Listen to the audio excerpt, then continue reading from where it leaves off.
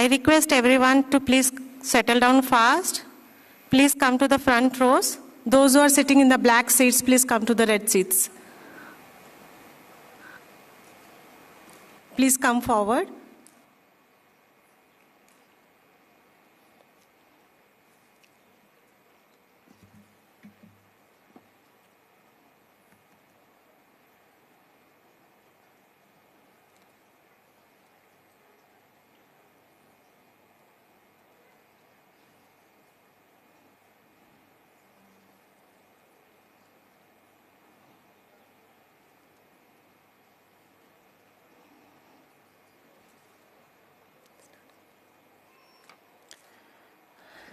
Good evening, ladies and gentlemen.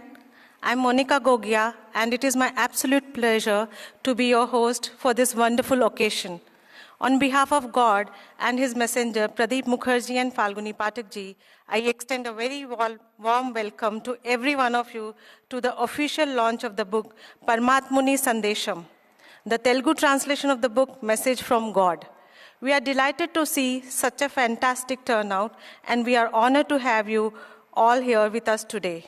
Whether you have traveled from near or far, your presence means a lot to us. We are gathered here to honor and unveil a masterpiece that promises to free humans from pain and suffering. So without further ado, let's get started.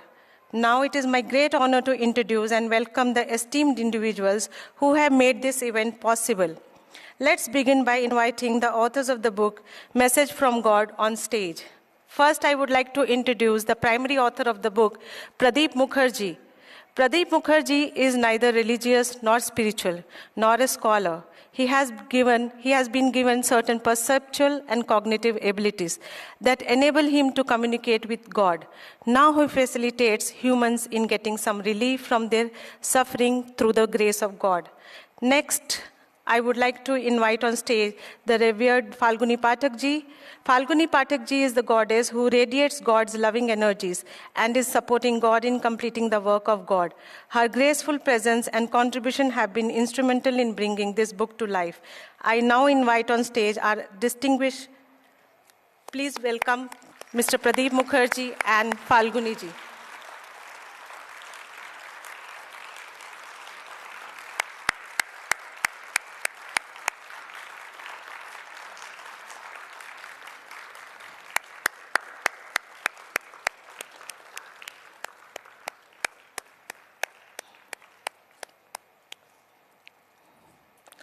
I now invite on stage our distinguished chief guest, Mr. Varaprasad Reddy and Mr. Varaprasad Reddy ji.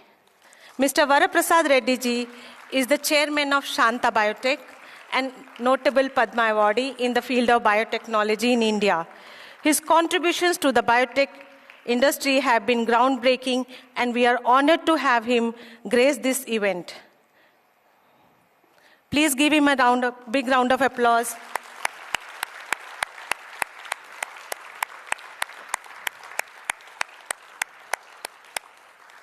In addition, we have several esteemed guests of honor who have joined us today. Ladies and gentlemen, it is my pleasure to invite on stage Mr. Sridhar Nallamuthu on stage. Mr. Sridhar Nallamuthu is the editor at Computer Era magazine and a faculty at the Police Academy. He is a pioneer in Telugu tech literature and a personality development trainer. He has received the Tech Guru and the Santi Keta Siromani Awards. Please welcome Sridhar. I invite on stage Dr. Satyavati ji. Dr. Satyavati ji is a retired professor and HOD of the obstetrics and gynecology at Usmania Medical College, Hyderabad. She is also a former superintendent of the government maternity hospital and a practicing obstetrician. Her contributions to the medical field have been immense. Please welcome Dr. Satyavati on the stage. I invite on stage Mr. Raj Kandukuri. Mr. Raj Kandukuri is a renowned producer, director, and actor. He is a National Award and Filmfare Award-winning producer known for producing super-hit films such as Pelli Chooplu, Mental Madilu, and Chusi Chudangani. Producer, director, and actor Raj Kandukuri. Ma Sharma. I would like to invite Mr. Ma Sharma to the stage. Ma Sharma is a renowned journalist, columnist, author, and host with 34 years of journalism experience in print, electronic, and digital media in Telugu and English languages. He is currently the managing editor of Adhra Patrika. Now I would like to invite Mr. Anil Gogia on stage. Anil Gogia from Asia Law House made it possible for all the books of Message from God and all the translated versions to become such a beautiful product and worthy of having God's energies radiate from them. Thank you to all our distinguished guests. Now we move on to the very exciting part of our event, the official unveiling of the book, Paramatmuni Sandesham, the Telugu translation of the book, Message from God. I request Varaprasad Reddy Garu to do the honors. Mr. Varaprasad.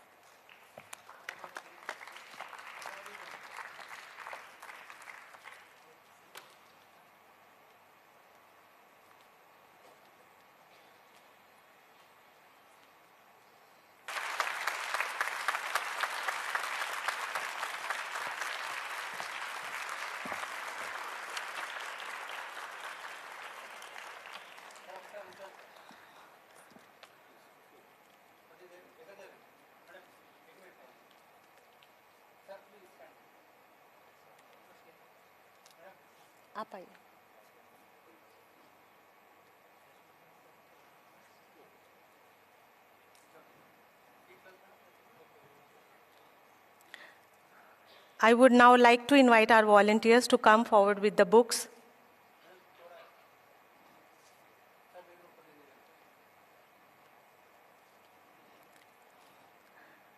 As the books are being distributed, I want to take a moment to thank everyone who has made this possible.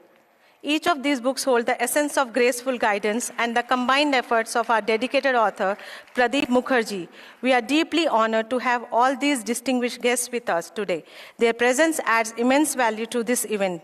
Thank you all for being here and for your support. Today, we will introduce the book and its themes, followed by insightful speech from the author. We also have question and answer sessions where you can ask your burning questions.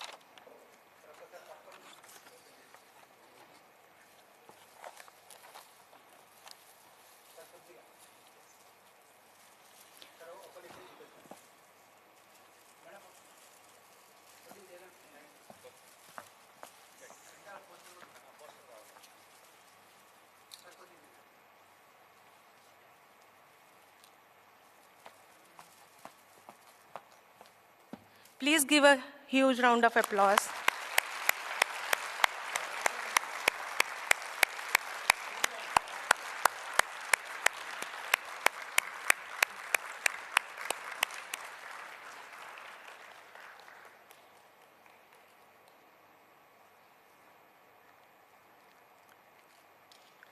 Thank you, everyone. I now invite Pradeep ji and Falguni ji to give the mementos to our honored guests before they return to their seats in the auditorium.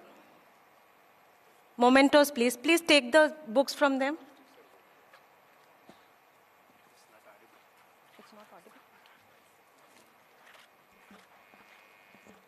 Please take the books.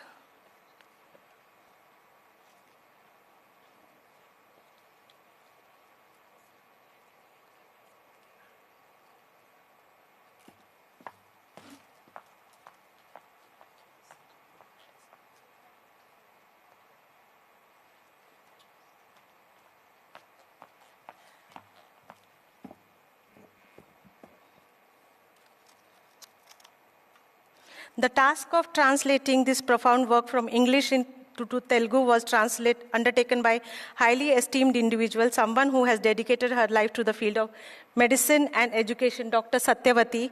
Now I request Mr. Pradeep Mukherjee and Falguni ji to give the mementos to Dr. Satyavati. Dusra.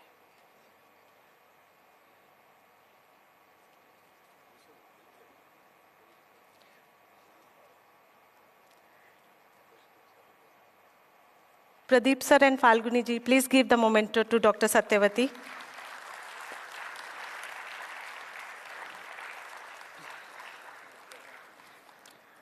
Now I request Pradeep Mukherjee and Falguni ji to give the memento to Mr. B. Ramakrishna. Sorry, he's not there? Okay. Now I request Pradeep ji and Falguni ji to give the memento to Raj Kandukuri.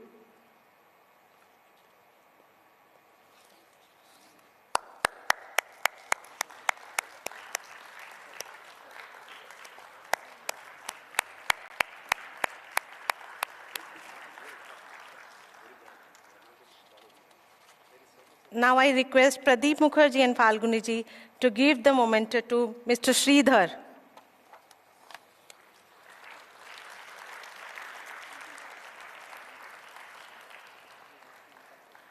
Now I request Sir and Falguni ji ma'am to give the memento to Ma Sharma.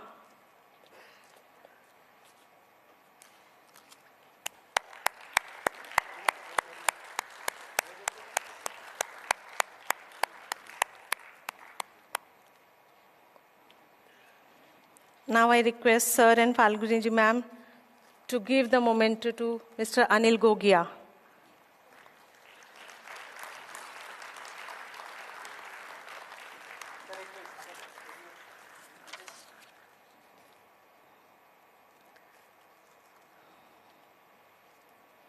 Now I request Pradeep sir and Falguni ma'am to give a memento to our chief guest, Mr. Varaprasad Reddy.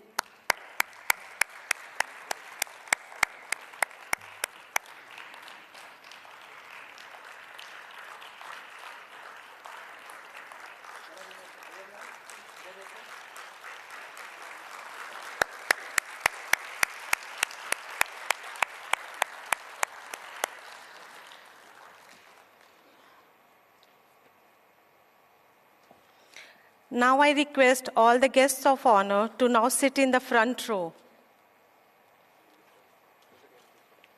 All the guests of honor, please sit in the front row.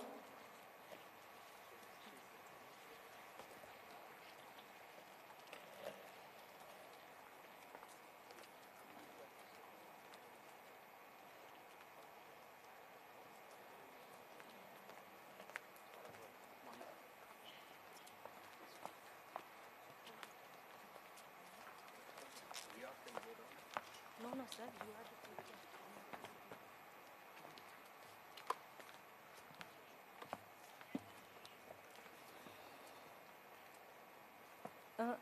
Sohail.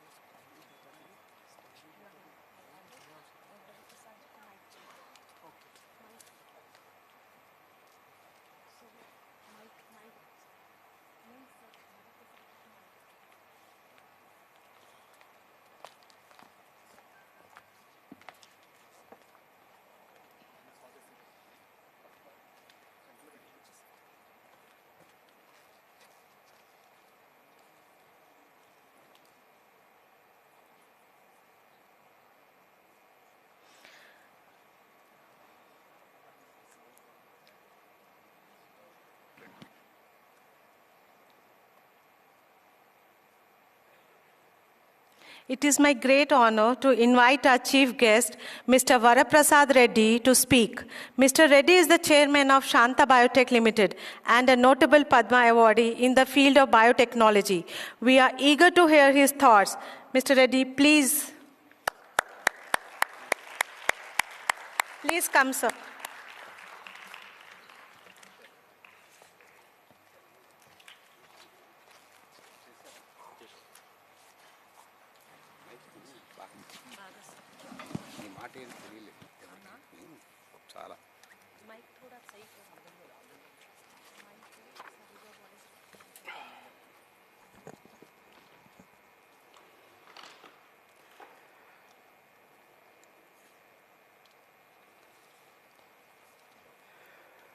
వేదిక మీద ఉన్న పరమాత్మ messenger అనొచ్చు, పరమాత్మే ఆవహించిన ప్రదీప్ ముఖర్జీ గారు అనొచ్చు, వారికి నమస్తే. మీ అందరికీ నమస్కారం.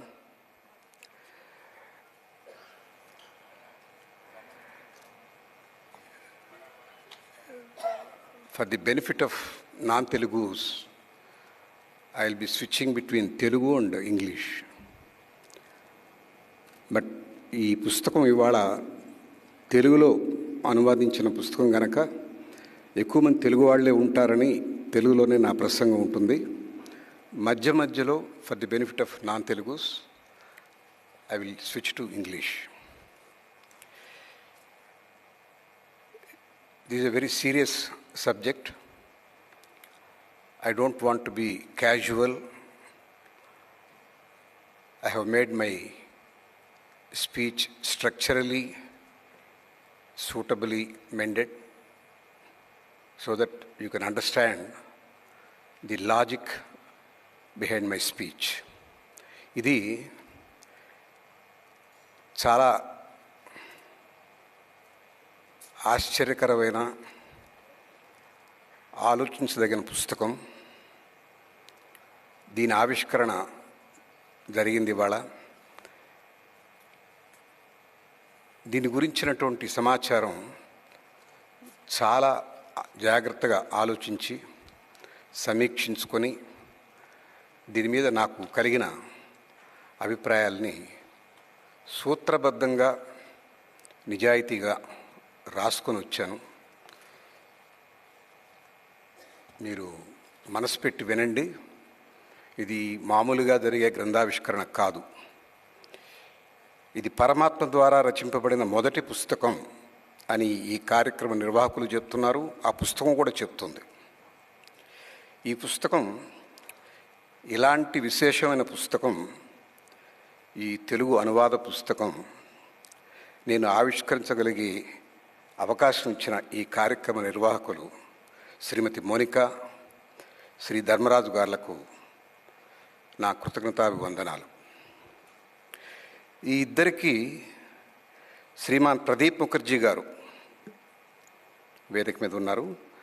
పరమాత్మ సందేశంగా వారికి పరమాత్మ సందేశం ఇచ్చినప్పుడు వారి సందేశంగా నాచే ఈ ఆవిష్కరణను చేయించమని చెప్పారట.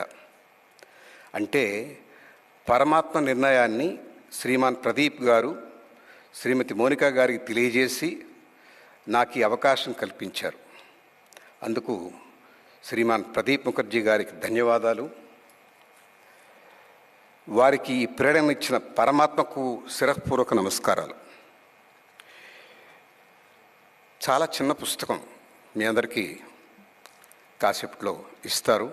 చాలా చిన్న పుస్తకం, కేవలం 66 పేజీలు. కానీ చాలా పెద్ద విషయం, చాలా గంభీరమైన విషయం. ఒక పట్టాన అలవోకగా చదివే పుస్తకం కాదు ఇది. ప్రతి లైన్, ప్రతి పదం, ప్రతి వాక్యం తరచి తరచి చూసి చదవాల్సినటువంటి పుస్తకం. మన జీవన విధానంలో భాగమైపోయిన అనేక నమ్మకాల, విశ్వాసాల మీద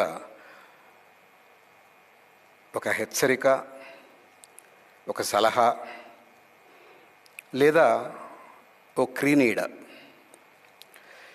ఇది చదివిన కొందరికి ఇప్పటి వరకు విధించుకున్న బంధాల నుంచి, నమ్మకాల నుంచి స్వేచ్ఛ లభించవచ్చు. మరికొందరికి, అంటే ఆలోచించలేని వారికి అయోమయం కలిగించవచ్చు. మరి ఇంకొందరికి, ఆలోచించగలిగిన వారికి ఓ రకమైన భావోద్వేగం, ఆందోళన కలిగించవచ్చు. అనేక విశ్వాసాలతో, నమ్మకాలతో, ఓ రకమైన భరోసాతో మన జీవన విధానం సాగుతోంది. మనలో అందరికీ ఒకే రకమైన విశ్వాసాలు, నమ్మకాలు లేకపోవచ్చు. ఎవరికి వారు వారి వారి విశ్వాసాలతో, ఆచారాలతో జీవిస్తున్నారు. కొందరు వైష్ణవం అంటారు, కొందరు శైవం అంటారు, కొందరు వీరశైవం అంటారు, కొందరు శాక్తేయం అంటారు, కొందరు జైనులు, జోరాస్ట్రియన్లు, క్రిస్టియన్సు, మహమ్మదీయులు, ఇలా అందరూ ఎవరెవరి విశ్వాసాలు వారవి. ఈ విశ్వాసాలు, నమ్మకాలు ఎక్కడి నుంచి వచ్చాయి? మన పెద్దల ద్వారా, మన తల్లిదండ్రుల ద్వారా, మన కుటుంబ సభ్యుల ద్వారా, మనం చదువుకున్న పుస్తకాల ద్వారా, మనం గురువులుగా భావించే ఆధ్యాత్మిక ప్రవచనకారుల ద్వారా, మన ప్రాచీన వాంగ్మయ సంపద ద్వారా మనం చదివిన పురాణ ఇతిహాసాలు, రామాయణం, భారతం, భాగవతం ఇలాంటి వాంగ్మయం చదువుకున్నాం మనం. ఈ విశ్వాసాలు, నమ్మకాలు మనం కూడగట్టుకున్నాం. ఇది ఏ ఒక్కరోజు, ఒక దశాబ్దము, శతాబ్దంలో వచ్చినాయి కాదు, కొన్ని వేల సంవత్సరాల నుంచి వచ్చినాయి. దైవం పట్ల, జన్మ కర్మల పట్ల, జన్మ పునర్జన్మల పట్ల ఆత్మానాత్మ వివేచనలు ఏర్పడ్డాయి. ఇవి గత వందల వేల సంవత్సరాలుగా మనలో జీర్ణించుకుపోయి ఉన్నాయి. వాటిలో, ఈ నమ్మకాలలో 99% నమ్మకాలని, విశ్వాసాలని వాటిని పరిశీలించి, హేతుబద్ధతను చూసి, చర్చించి తీసుకున్నవి కావు. మనం ఎప్పుడూ ఈ విశ్వాసాలని ప్రశ్నించలేదు. పెద్దలు చెప్పిన మాట చద్ది అన్న మూట అని మన సామెత. పురాణ ఇతిహాసాల సారాంశం కథల రూపంలో, స్తోత్రాల రూపంలో, కీర్తన రూపంలో, గేయాల రూపంలో విని విని, చదివి చదివి మన అంతరంతరాల్లో నిక్షిప్తం చేసుకున్నాం. మనం ఎన్నడూ వీటిని ప్రశ్నించలేదు, ప్రతిఘటించను లేదు. మహా అయితే మనలో కొద్ది శాతం మంది అనుసరించకపోయి ఉండొచ్చు. కొద్ది శాతం వాళ్ళకి విశ్వాసం లేక కాదు, సోమరితనం, ఈజీ లైఫ్, లేజీ లైఫ్, అనుసరించరు. కానీ వాడికి తెలుసు, వాటిని ప్రతిఘటించరు, ప్రశ్నించరు. కానీ ఈ పుస్తకం, నేను చదివిన ఈ పుస్తకం, మీరు చూడబోతున్న ఈ పుస్తకం, పరమాత్మ ప్రేరణతో వ్రాయబడిన ఈ పుస్తకం మనం మోస్తున్న విశ్వాసాలని, నమ్మకాలని ప్రశ్నిస్తుంది. మనల్ని ఆగి చూడమంటుంది. సత్యం, అసలు సత్యం వేరే ఉందని చెప్తుంది. చదివిన తర్వాత మనం నమ్మితే మరో మార్గం చూపుతుంది. నమ్మకుంటే మనం ఇతపూర్వం నమ్ముకున్న విశ్వాసంతోనే ఉండిపోండి అంటుంది. బలవంతం లేదు. మీకు ఒక ఆప్షన్. మీరు చదవండి, దీంట్లో విషయాలు గమనించండి, దాంట్లో ఉన్న మూల సత్యం మీరు పట్టుకోగలిగితే, నమ్మితే దాన్ని మీ మతంలోకి తీసుకోండి, మీ మనసులోకి తీసుకోండి. నమ్మకపోతే ఇంతకుముందు మీకున్నటువంటి విశ్వాసంతో కొనసాగండి. అలా అసలు సత్యం గ్రహించకపోతే మన ఆత్మలు పరమాత్మను చేరలేవు అంటుంది ఈ పుస్తకం. అసలు సత్యాన్ని మనం గమనించకుండా మనం ఏమి చేసినా, ఎన్ని విశ్వాసాలున్నా పరమాత్మను చేరుకునేది దుర్లభం. పుస్తకంలోని సత్యం నమ్మకపోతే పోయారు, అగౌరవపరచకండి అని హెచ్చరిస్తుంది. If you don't trust what is there in that, at least you follow what you were following and don't undermine this, don't insult, just act, see that if you can follow fine, otherwise go ahead with what you believe.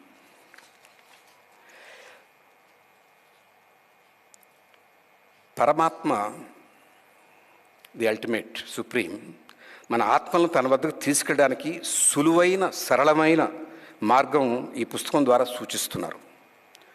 సులువైన, సరళమైన ఎందుకన్నానంటే, మనకున్నటువంటి ఇప్పటి వరకు మనం పెట్టుకున్న విశ్వాసాలు, నమ్మకాలు అవి సులువైనవి కావు. చాలా దీక్షాదక్షత ఉండాలి, క్రమశిక్షణ ఉండాలి, దాని పట్ల విధేయులై ఉండాలి, ప్రశ్నించకూడదు, దాని మీద తర్కం లేదు, శషభిషలు లేవు. కానీ ఈ పుస్తకం మీకు సూచించేది కేవలం 30 రోజులు, only 30 days. You follow the instructions. ఆ పుస్తకంలో సూచించిన విధంగా 30 రోజుల పాటు మీరు వారు చెప్పిన సూచనలు పాటిస్తే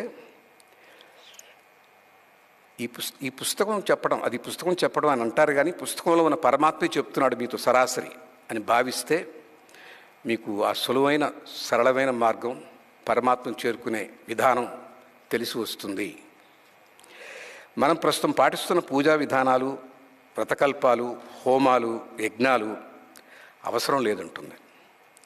అవి మనల్ని కర్మబంధంలో ఉంచి కర్మభ్రష్టత్వం పొందినప్పుడు వాటి తాలూకు పాపం మనకు అంటగట్టి తత్కారణంగా పరమాత్మను చేరలేని దుస్థితికి కారణభూతాలవుతున్నాయని పరమాత్మ ఈ పుస్తకం ద్వారా మనకు హెచ్చరిక చేస్తున్నారు. కర్మలు చేస్తాం, ఒక్కోసారి కర్మభ్రష్టులు అవుతాం. కర్మభ్రష్టులు అంటే అనుకున్నటువంటి నియమాలు పాటించకపోయినప్పుడు, అనుకున్న పద్ధతులు చేయలేనప్పుడు, ఏదో దోషాలు. అందుకని మనం భక్తిహీనం, క్రియాహీనం అని మంత్రంలో చదువుకుంటాం. అంటే ఏదో ఒక హీనస్థితి జరిగి కర్మభ్రష్టులు అయితే తత్కారణంగా మీకు పాపం అంటగట్టి మీ ఆత్మలు పరమాత్మను చేరుకునే అవకాశం లేకపోతాయి అని పరమాత్మ సూచిస్తున్నాడు.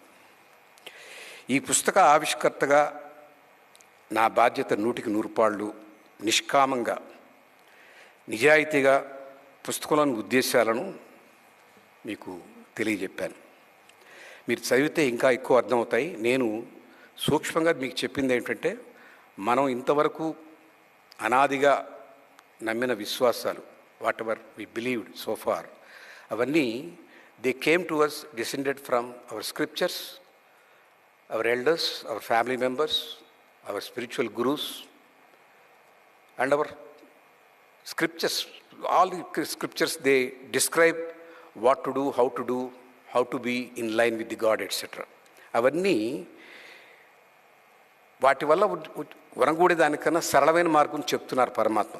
అది మీరు చదివి మీరు ఆ 30 రోజుల్లో కనెక్ట్ కాగలిగితే మీకు అవకాశం ఉంది అంటున్నారు. నేను సనాతన ధర్మం విశ్వసిస్తాను. నా గురించి చెప్తున్నాను. నా తల్లిదండ్రుల నుంచి, నా గురువుల నుంచి అబ్బిన ఆధ్యాత్మిక పదంలో జీవన విధానాన్ని అవలంబిస్తున్నాను. విత్ ఓపెన్ మైండ్తో ఈ పుస్తకాన్ని ఆవిష్కరించడానికి, ఆ పుస్తకంలో ఏముందో విషయం తెలియకుండానే నేను ఒప్పుకున్నాను. మోనికా గారు, కేవీఎల్ఎన్ రాజు గారు మీరు మా ఇంటికి వచ్చి మీరు ఆ పుస్తకాన్ని ఆవిష్కరించాలి అని అన్నప్పుడు దాంట్లో విషయం నాకు తెలియదు. వాళ్ళు పరమాత్మతో సందేశం అన్నప్పుడు పరమాత్మ రిలేటెడే కదా, తప్పకుండా చేస్తాను అనుకున్నాను. తర్వాత నాకు పుస్తకం వచ్చింది. పుస్తకం చదివాను. విభిన్న కోణాలు, విస్మయవాదం ఇవన్నీ పుస్తకంలో కనిపించాయి. ఇందులో స్థూలంగా ఒక్క విషయం, అది లోతుగా, బాగా లోతుగా నేను వారం రోజులు మదనపడి మళ్ళీ చదివి మళ్ళీ ఆలోచించి ఒక చిన్న సూక్ష్మమైనటువంటి ఒక సత్యాన్ని కనిపెట్టాను. అదే మీతో పంచుకుంటాను ఇప్పుడు. అది నికార్సైన సత్యం దొరికింది నాకు ఆ పుస్తకం పదే చదివినప్పుడు. అది దొరికిన తర్వాత నేను ప్రశాంత స్థితికి రాగలిగాను. లేకుంటే ముందుగా నేను చెప్పినట్లు అయోమయ పరిస్థితి పడేవాడిని, ఆందోళనలోనే ఆవిరైపోయేవాడిని. అంత విస్ఫోటనం. నేను చెప్పడం కాదు, ఆ పుస్తకం ర్యాపర్ మీద కూడా రాస్తుంది, మీకు ఇది విస్ఫోటనం కలిగించవచ్చు, అయోమయం కావచ్చు అని. ఇది నిజంగానే వాస్తవం. అందులో విషయాలు అలా ఉంటాయి. మరి ఆ అసలు సత్యం ఏమిటంటే, నేను కనుగొన్న సత్యం, పరమాత్మకు మనం ప్రస్తుతం చేస్తున్న రిచువల్స్ అంటే కర్మకాండలు, ఉపవాసాలు, చన్నీటి స్నానాలు, ఏకభుక్తాలు, భూశయనాలు, సూర్య నమస్కారాలు, ఇవన్నీ ఏమి సంతోషం కలిగించవు. పరమాత్మ ఇవన్నీ కోరుకుంటున్నాడన్న భావంలో మనం చేస్తున్నాం. ఆయన కరుణామయుడు. ఆయనకు సర్వజీవుల పట్ల ప్రేమ, వాత్సల్యం, కరుణ పుష్కలంగా ఉంటాయి. అందుకే ఆయన పరమాత్మ. మనం కష్టపడడం ఆయన సంతోషం కలిగించదు. 108 ప్రదక్షిణాలు కాలికి చెప్పు లేకుండా తిరగడం ఆయన కోరుకోడు.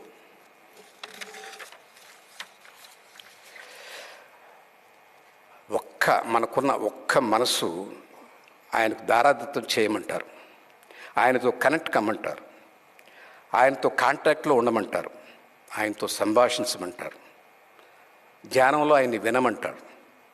అంతే. అదే మనల్ని, మన ఆత్మల్ని స్వక్షేత్రానికి, స్వప్రదేశానికి, పరమాత్మ ఎక్కడ ఉంటాడో ఆయన వద్దకు చేర్చే మార్గం get connected, be in contact with supreme. ఈ కర్మకాండలు ఇవన్నీ చేసి మీరు ఆయన్ని మెప్పించడానికి ప్రయత్నం చేయాల్సిన అవసరం లేదు. ఇవన్నీ ఆయన కోరుకోడు. ఉదాహరణకి మీకు ఆ రకమైన మార్గంలో ఉన్నవాళ్ళు కూడా ఉన్నారు. శ్రీరమణ మహర్షి. ఆయన ఏమి యోగాలు చేయలేదు, హోమాలు చేయలేదు, చన్నీటి స్నానాలు చేయలేదు, 108 సార్లు రోజు ప్రదక్షిణాలు చేయలేదు, గుడి చుట్టూ సూర్య నమస్కారాలు చేయలేదు. కానీ కనెక్ట్ అయ్యారు ఆయన పరమాత్మతో. రామకృష్ణ పరమహంస. మార్గాలు ఉన్నాయి, చేసిన వాళ్ళు ఉన్నారు. కాకపోతే మనం అర్థం చేసుకోవాల్సిన మనకి ఈ కర్మకాండాలన్నీ ఎక్కడికి వచ్చినాయి, మనం పాటిస్తున్న ఆచారాలు ఎందుకు మన మీద మన పెద్దలు రుద్దారు అని మనం సమీక్షించుకుంటే, పరిశీలిస్తే సమాధానం దొరుకుతుంది. ఇవన్నీ దేవుడికి ఇష్టమనా? కాదు. కాదు, ఆయన శాడిస్ట్ కాదు. భగవంతుడు అని మనం ఒకసారి నిర్ణయించుకున్నాక పరమాత్మ ఈ will not have vicarious pleasure of putting us into difficult situations. మనం చేసే కర్మలు ఎలా ఉంటాయో ఒకసారి చెప్తాను. కార్తీక మాసంలో బాగా చలి, వేకువజామునే చన్నీటి స్నానం. ఇది ఆయన దేవుడు కోరుకుంది కాదు, మనం పెట్టుకున్నటువంటి నియమం. ఎందుకు? ఇది ఆరోగ్యానికి, ఇమ్యూనిటీకి చాలా మేలు చేస్తుంది. చెప్పులు లేకుండా 108 సార్లు గుడి చుట్టూ ప్రదక్షిణాలు చేస్తాం. అది భగవంతుడు కోరుకోలే.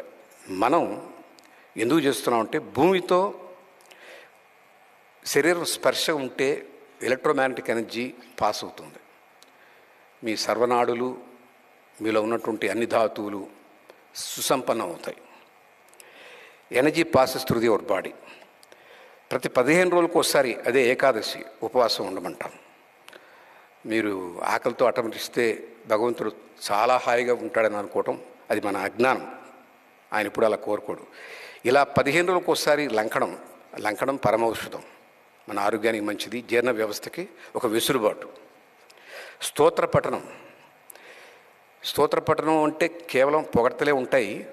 కానీ మీకు తెలియంది ఏమిటంటే, ఆ స్తోత్రంలో ఉన్నటువంటి బీజాక్షరాలు మనలో ఉన్న సర్వనాడుల్ని కదిలిస్తాయి, బలోపేతం చేస్తాయి, ప్రభావితం చేస్తాయి. ఎనర్జీ శరీరం అంతా ప్రాకుతుంది.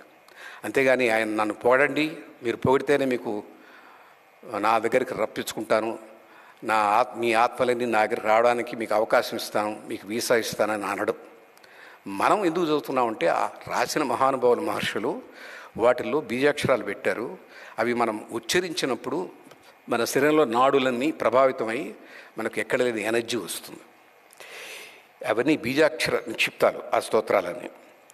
21 సార్లు సాష్టాంగాలు చేస్తాం, సూర్య నమస్కారాలు. ఎందుకు? సూర్యుని మెప్పించడానికి కాదు, మన ఆరోగ్యం బాగుండడానికి, మన శరీరంలో ఫ్లెక్సిబిలిటీ కోసంగా. అన్నిటికన్నా మించి సూర్యరశ్మిలో మనకి D vitamin is very essential for the body, and your body will have lot of flexibility. జిమ్కి వెళ్ళి డబ్బులు ఇచ్చి అదే పని చేస్తాం. అది లేకుండానే మన పెద్దవాళ్ళు ఈ రకమైనటువంటి సాంప్రదాయాలు పెట్టారు. దేవుడికి పొగడ్తలు ఇష్టమని మన స్తోత్రపాఠాలు, మంత్రాలు చదువుతున్నాం అనుకోవడం అది కేవలం మన అజ్ఞానము, అవివేకం. మన కోసం, మన ఆరోగ్యం కోసం, మన దినచర్యలో క్రమశిక్షణ కోసం, బాడీలో ఒక సులువైన పద్ధతి కోసం, ఆ ఈజ్ కోసం మనం చేసుకునే పనులు ఇవే. ఋతుధర్మాలను బట్టే మనం ఆహారం, విహారం, ఆహారమైనా విహారమైనా అంటే మన దైనందిన కార్యక్రమాలు, మనం వేసుకునే బట్టలైనా, ఇవన్నీ మనల్ని మనం కాపాడుకోవడానికి మన పెద్దలు భక్తి ముసుగు తొడిగి ఈ కర్మకాండాలు మనల్ని ఆచరించే విధంగా చేశారు. దానికి భక్తి ముసుగు తొడకపోతే ప్రజలు తేలిగ్గా వినరు.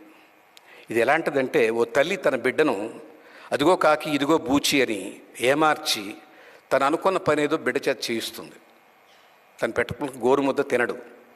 అమ్మమ్మో ఇది తినకపోతే కాకు వస్తుంది, బూచోడు వస్తాడు, తీసుకెళ్ళిపోతాడంటే తింటాడు ఆ బిడ్డ. ఇది ఒక భయపెట్టి, ఒక ఏమార్చి, ఒక తల్లి చేసే పనే మన పెద్దలు మనకి ఈ కర్మకాండంతా క్రియేట్ చేసి పెట్టారు. ఉగాది నాడు వేప పచ్చడి తినాలి, చేదు అవసరం బాడీకి, ఏదో ఒకసారి సంవత్సరంలో. ఫలాని సీజన్లో ఫలాని పనులు చేయాలని పెట్టారు. అది ఋతుధర్మం పాటించడానికి చేశారు. అలాగే ఈ 66 పేజీలు ఉన్న ఈ పుస్తకాన్ని ఏకదాటిగా మీరు బ్రేక్ లేకుండా చదవండి. ఇప్పుడు ఆవిష్కరించిన పుస్తకాన్ని 66 పేజెస్, బహుశా మీకు బ్రేక్ లేకుండా చదవడం అది సింపులే. కానీ ప్రతి లైను అర్థం చేసుకొని దాన్ని జీర్ణించుకొని దాన్ని అన్వయించుకోవడానికి కనీసం 2-3 అవర్స్ పడుతుంది నా లెక్కలో. చదవడానికి చదివిస్తే 40 నిమిషాలు చదవచ్చు. అది కాదు, దీన్ని మనసు పెట్టి ఏకాగ్రతగా పరమాత్మ మీతో మాట్లాడుతున్నాడన్నటువంటి భావంతో, you should feel that you are being told by supreme power. Listen to it. You are not reading it, you are listen to it. Then you will understand the essence of the book. With that, the belief is you may get some energy into your body which can bring a positive changes in you. మీలో శక్తి ప్రవేశిస్తుంది, కొన్ని మంచి మార్పులకు అవకాశం ఏర్పడుతుందని పరమాత్మ ఈ పుస్తకం ద్వారా చెప్తున్నారు. ఏది ఏమైనా మీరు చదివి మీరు ఆ మూల సత్యాన్ని పట్టుకోవచ్చు. పరమాత్మతో కాంటాక్ట్ అవ్వడానికి ప్రయత్నం చేయండి. జీవితం సుగమంగా సాగడానికి ఇది మరో మార్గమేమో పరిశీలించండి, శోధించండి, పరిశోధించండి. కృతజ్ఞత అన్నిటికన్నా ముఖ్యం. కృతజ్ఞత, పరమాత్మ పట్ల కృతజ్ఞత లేదా ప్రేమ, అదే భక్తి. అవన్నీ ఉంటే ఏ మార్గమైనా సన్మార్గమే అవుతుంది. అది నా గట్టి నమ్మకం. నమస్కారం.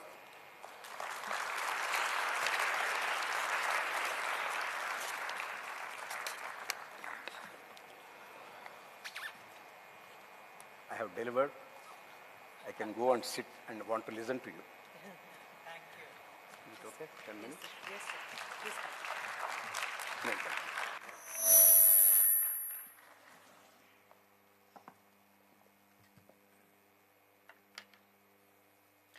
Thank you, Mr. Reddy, for your inspiring and insightful speech. Your words have truly added immense value to this event. Thank you so much.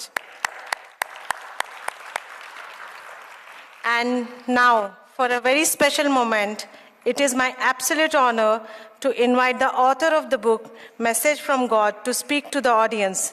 This book is a testament to his unique abilities, commitment, and surrender to God and his profound journey. Pradeep Mukherjee is neither religious nor spiritual, nor a scholar. He has no interest in the God business, but out of curiosity, he decided to go ahead when God came to him.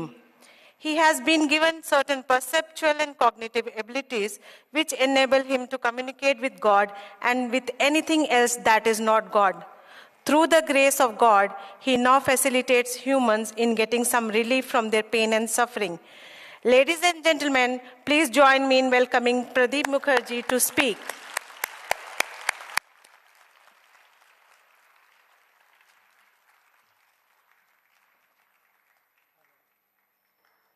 Hello. Can the people who are in the back, can you hear me clearly? If yes, just, you can, okay? Okay. If you do like this, it means you cannot. So, this. Now I got it. Thank you.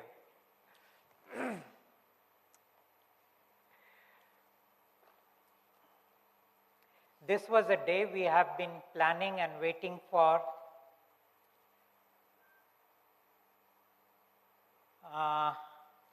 a long time actually.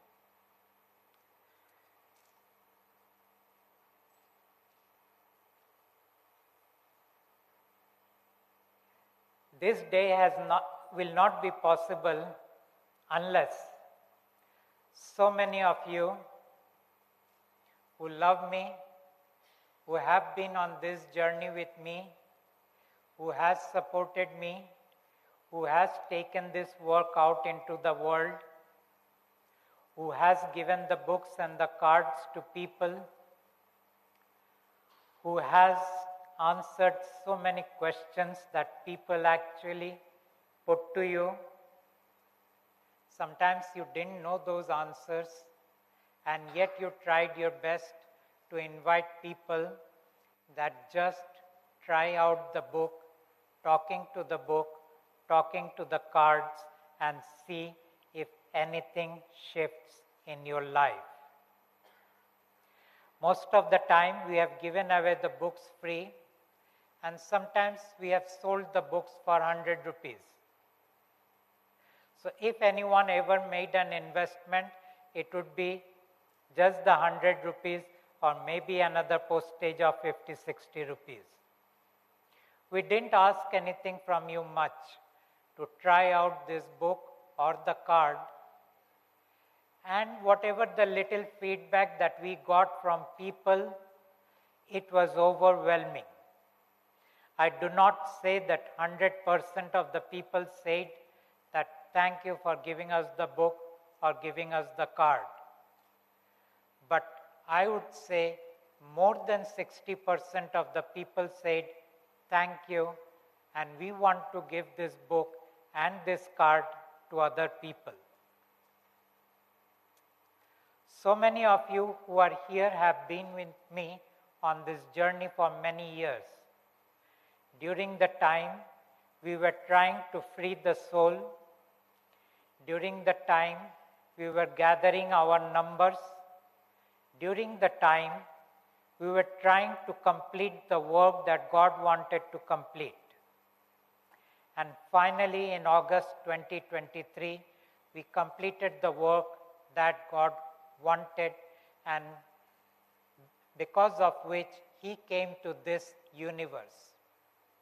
He said the souls are now free to go back home if they want to. So those who wanted to go back, some of them have gone back, some of them are waiting for their human incarnations to die, and then they will go back. So today our work has moved into a different direction. While God is here, God said that I will give some relief. God did not say enlightenment. God said, I will give some relief to the humans. Why God did not say 100% relief? Because your mind, your body, and your storyline, all three belongs to the King. It is under the control of the King. And God does not use power over anyone. God does not use strength over anyone. God is so gentle, so allowing, that almost I had a problem in trying to understand that am I really working with God or someone who was lesser than the King. I waited for so many years that someday God would bulldoze every firewall that the king was bringing up, but that day never happened. But I also saw that every time God stepped back because of the firewalls, God came back from a different direction, and eventually we had a number called 300 of those participants, most of whom who are here today.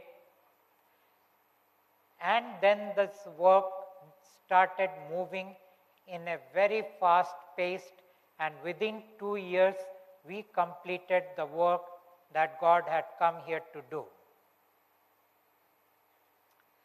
This work will not, whatever we did then, will not make any sense to people who were not with us then. Talking about them is useless because they do not concern us anymore.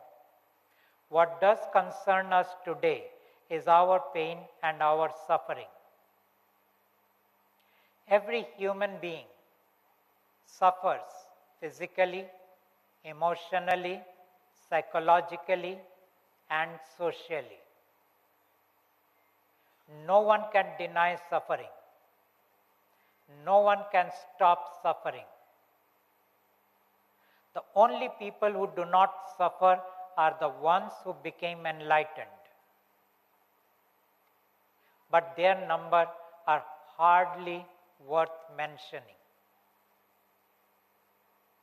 Even if anyone gives you the complete understanding of whatever spirituality is, whatever religion is, it doesn't free you from suffering. Then they say you have to practice.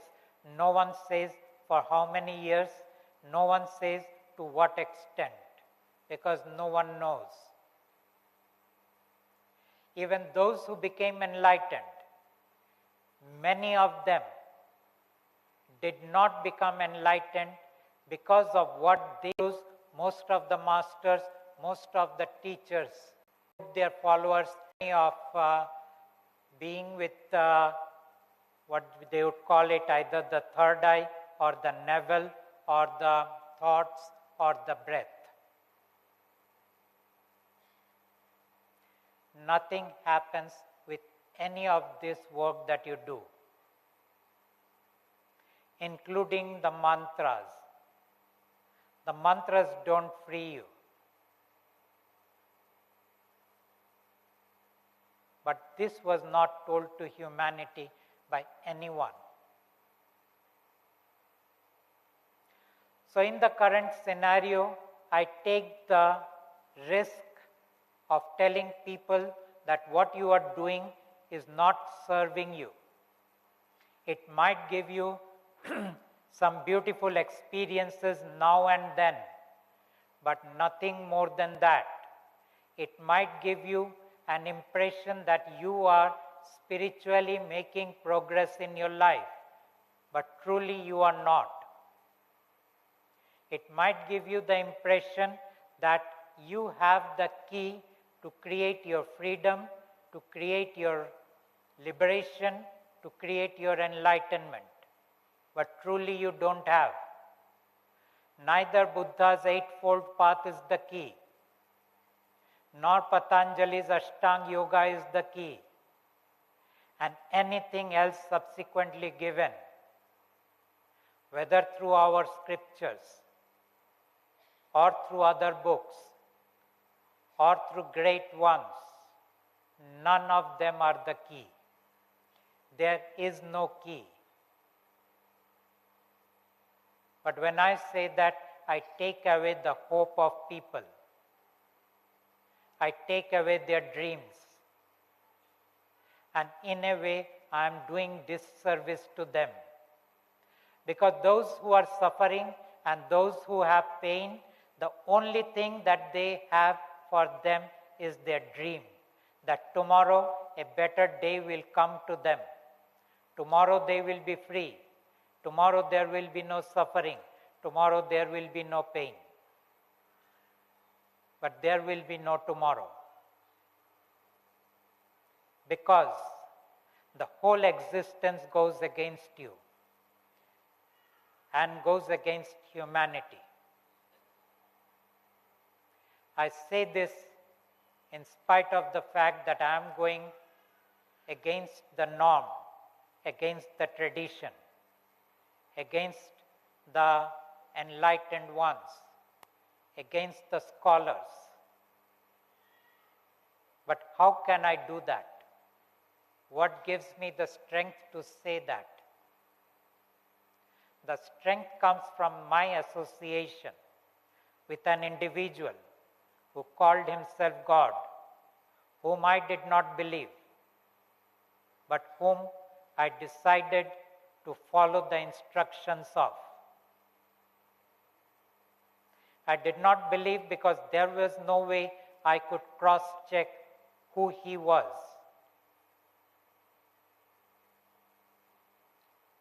And look at you. You go and believe everything. You believe your gods. You haven't met them, you don't talk with them. You get no instructions from them. You read the scriptures and do what you are told to do. You do not challenge your God, but I challenge the God that came to me. And why do I have that power to do that? For only one reason. I want nothing from life. You want something from life. You want enlightenment. I don't even want enlightenment. I don't want peace. I don't want bliss. I don't want awareness. I don't want siddhis. I don't want anything that the world can give, name, fame, money, success. That's my strength. And from that place of strength, I stand in equality to those who are way, way above me.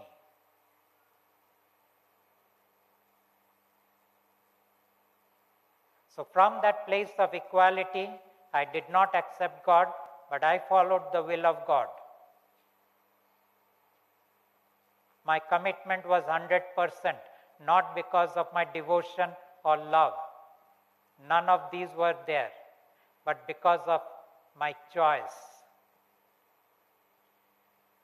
I choose to follow the will of God in order to examine this one who calls himself God, what exactly would happen when all those things that I am doing are being done. I did not take on any proactive role. I did not show any enthusiasm or any passion. I just did that I was told to do and stepped back. But I closely examined the outcome of what I was doing. I had an ability to examine not only something within my five senses, but many things outside my five senses. So I not only examined the material world, I examined even the non-material world, the invisible world. And from that place of examination, I started noticing the shift that was happening. Because of what me and a group of people who chose to be with me, who chose to do the work of God, everything that they were doing.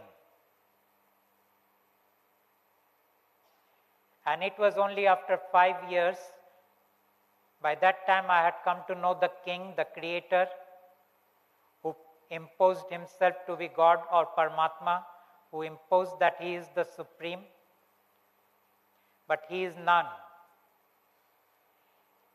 He says that I am kind, benevolent. He says that I am caring and loving. He is none of these. He writes the storyline of the humans, including my storyline that was written. And every storyline is laced with pain and suffering. Some people's pain and suffering is very obvious. Others' pain and suffering is very much suppressed.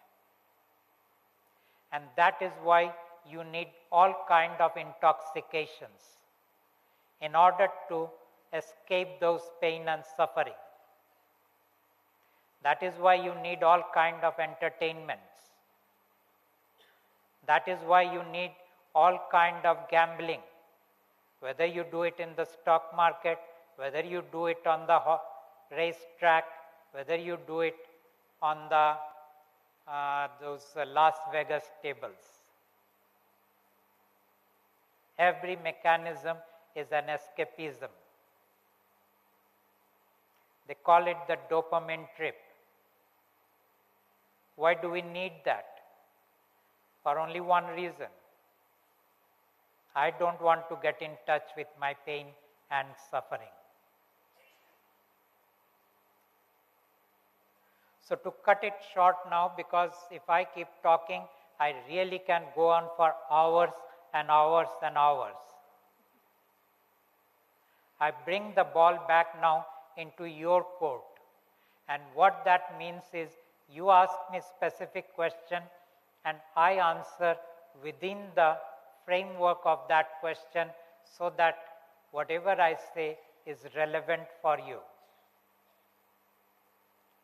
So if the mic runners are ready, they are.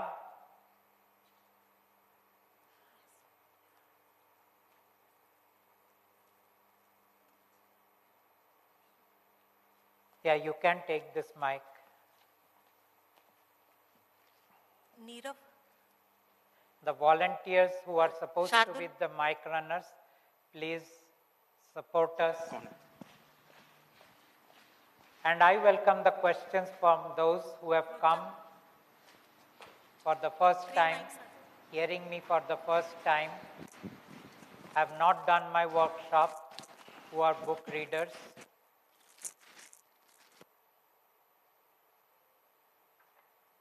So that I answer in a very specific way. So just raise your hand and we will know to whom to take the mic. Just raise your hand. Because if you don't raise your hand, I will assume you have received everything that you wanted to receive. In the first row, we have. Thank you, sir. Thank you very much, sir. I am Ram Mohan Namile. Yes. My question is, what is the purpose of human life in general to all human beings? What is the purpose of human life? Human life to all human beings in general and to each human being in specific. That's my question. I repeat. Okay, let me rephrase it. Yeah. Are you asking me that what is the purpose of the human life in the context of making a contribution in other humans? No, in general. Ultimately, what is the purpose of human life in general to all the human beings in the world? Number two, the same purpose specifically to each of the human beings based on his composition internally, externally, whatever. That's my question. Question in two parts, general to all human beings and specific to each human being. Thank you. Okay. I will give the answer and you see if that really answers you. Society says that the purpose of a human being is to come to a place of self-actualization, which is nothing but Maslow's hierarchy. If you know anything about Maslow's hierarchy, it starts with survival and it ends with self-actualization. When Maslow talked about self-actualization, he was not talking about enlightenment, not like self-realization. He was saying that when human beings are fully satiated with all the needs that they can need, then the need to create a self that they can value. So human beings started creating that self either by way of contributing to the society or by contributing to a greater number or by bringing in certain inventions or creations or by making a difference in people's lives or by doing charity or by trying to reach out to people who are in great misery, because each one of them was creating a self that they were valuing in their life. That was the ultimate self-actualization in the hierarchy of Abraham Maslow. But those who were in the journey of spirituality, like say Buddha or Mahavira, they said, no, we don't want to contribute to the community. We want to become free from the cycle of birth and death. We want to become free from the from pain and suffering. And from that place, they started a whole journey of what they could do in order to become free. For them, freedom was not creating value for their own self, but for them, freedom was freeing themselves from the personality that they were, which they termed as the ego. So they had a different journey, a different version of what is the purpose of life. Very simple. escape the cycle of suffering and death, and escape pain and suffering. These two. But when I came into the picture, I said, no, this is not the purpose of life. Neither the purpose of life is creating a self that you will value, nor the purpose of life is escaping the cycle of birth and death, for the simple reason that you cannot escape because you do not know how the whole system is against you. It is said that if you go to a gambling house, if you go to any joint in Las Vegas, they have a proverb called, you cannot beat the house. Eventually, it is the house that wins. In the same way, no matter how much you try to become free, either from life and death or from suffering and pain, you will not succeed. The universe wins. Why? Because the universe has given a purpose to the humanity, and that purpose is you will create food for the king of the universe, a food that is created from your negative thoughts, feelings and emotions. And in order that you have negative thoughts, feelings and emotions, you have to be given suffering and pain. So the answer, if you ask me, is purpose of life is to create the food for the king. Does that answer your question, sir? Not exactly. Anyway, I take the essence of what you have said. Thank you. Thank you. Anyone else would like to engage me in a conversation? Huh? Yes. Please check your mic. Anyone raising their hand? Yes, Oh, please you stand. already have one, please. I'm not able to listen.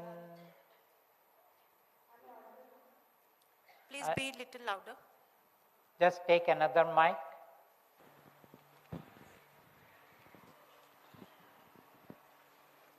So you hold it like this and a little hard voice. Yeah.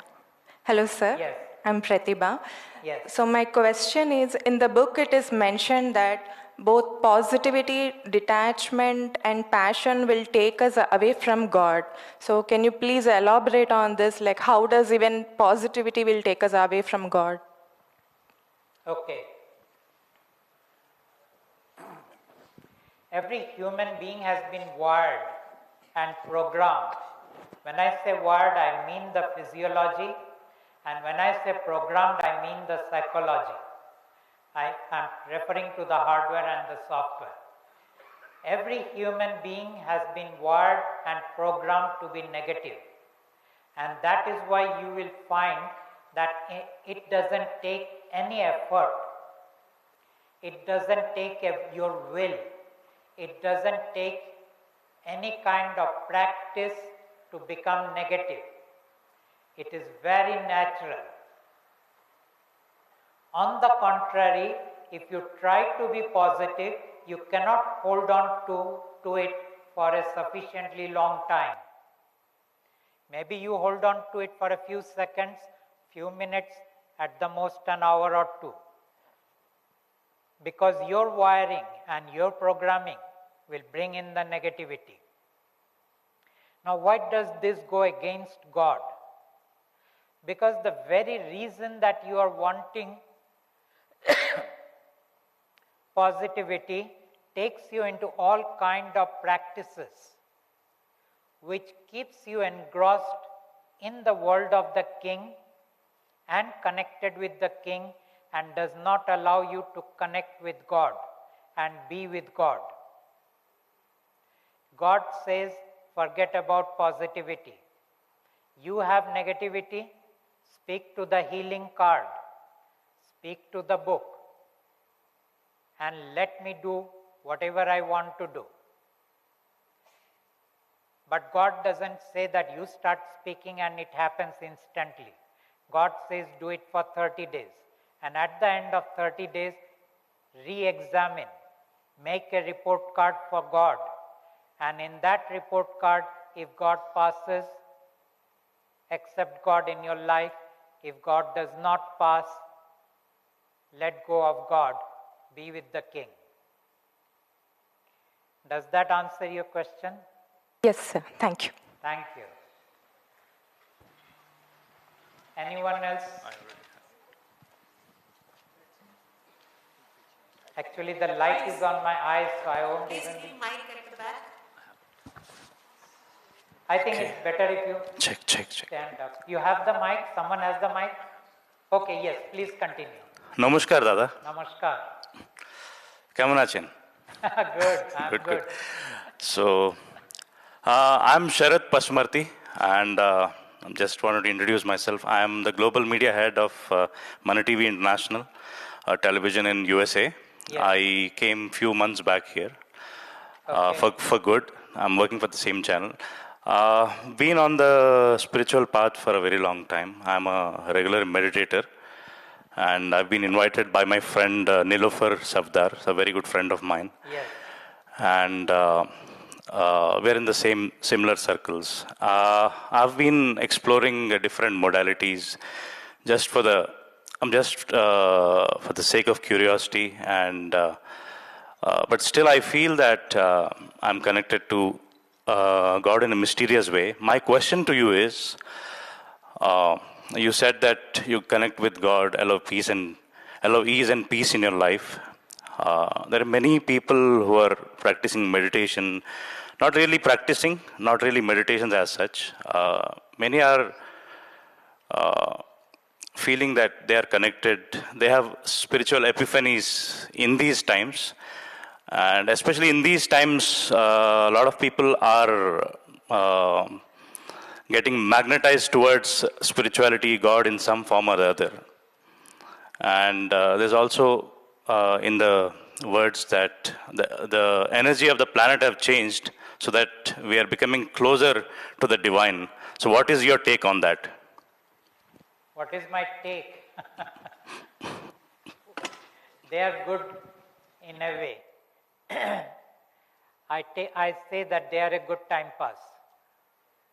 You love meditating, do meditate. You feel they are contributing to your life, continue with your meditation. Then I speak to those people who meditated and they are still suffering. I speak to those people who couldn't meditate and they are suffering. Because you have already found the key to your suffering and pain. So I would say good. Because I am not here to enroll people to be with God, to accept God, to bring God into their life. So that is my take to that thing that you said. Thank you. You wouldn't want to quiz me more? Yeah, why not? Yeah, because I'm a TV host also. If given the opportunity, I can. But in the interest of time, how about the mystics like Kabir Das or Mirabai, who were glued to God all their life and found salvation? Don't you think they were right, or do you think they're wrong? Why go so much back? We have our Ramana Maharshi today. Absolutely. We have Aurobindo. Mm-hmm. We have others. Mm-hmm. Krishnamurti. Right. So, the take on that, and I say this with great respect, with great honor for who they are. They became free from the cycle of birth and death. There is no doubt about that. They had their experiences and they were beautiful.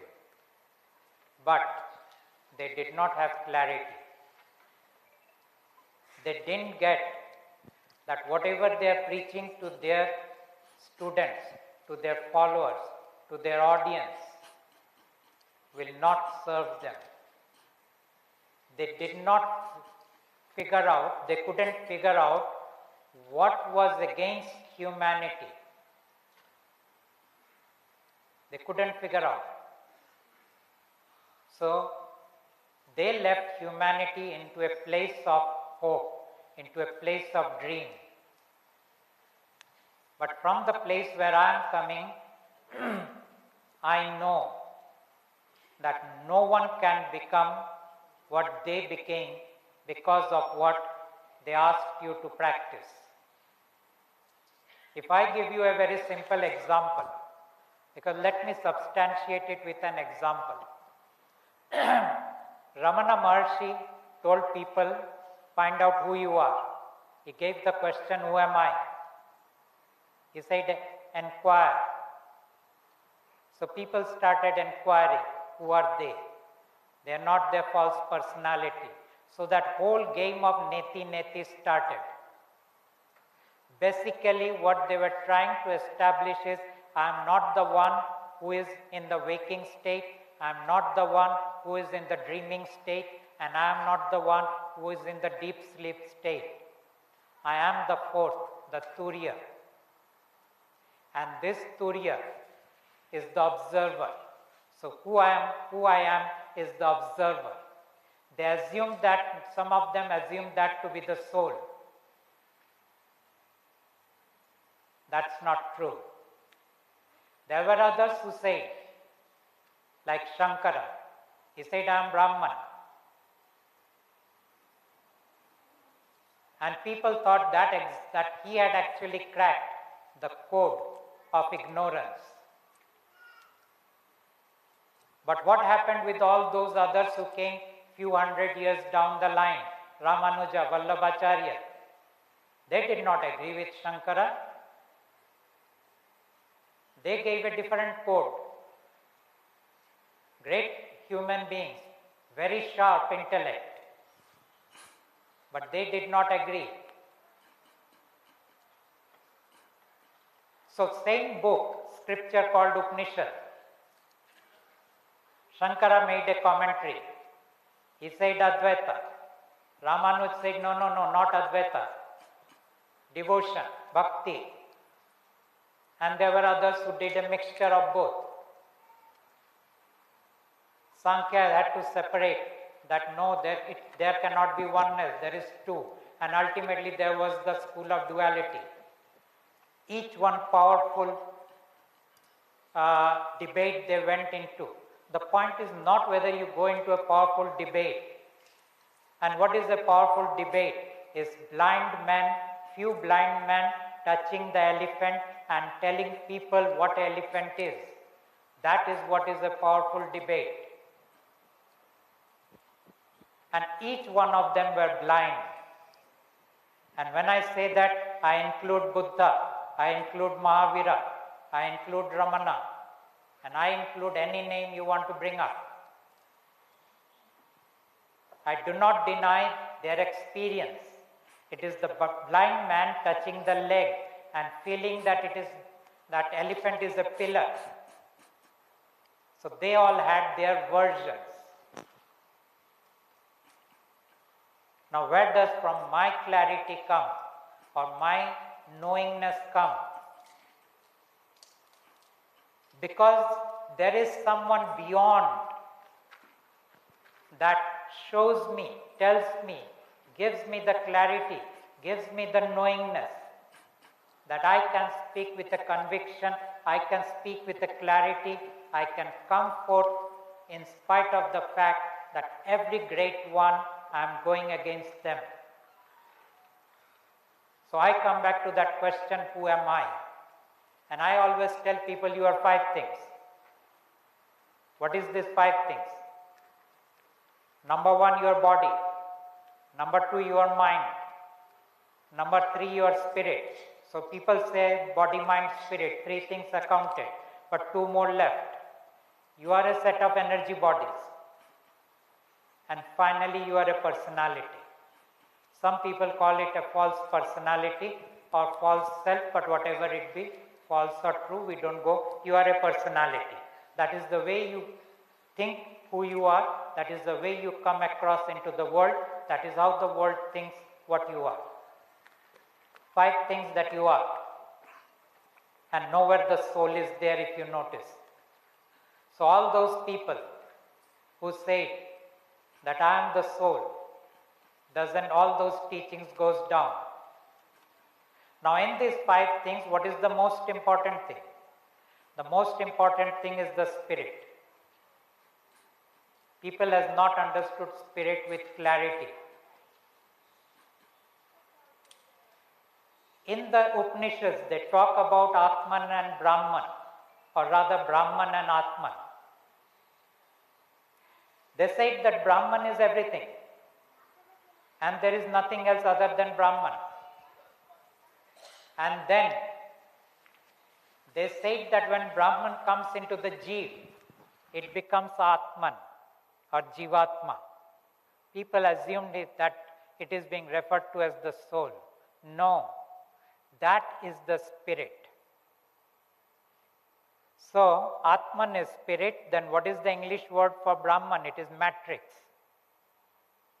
Then what exactly is the relationship between spirit and matrix?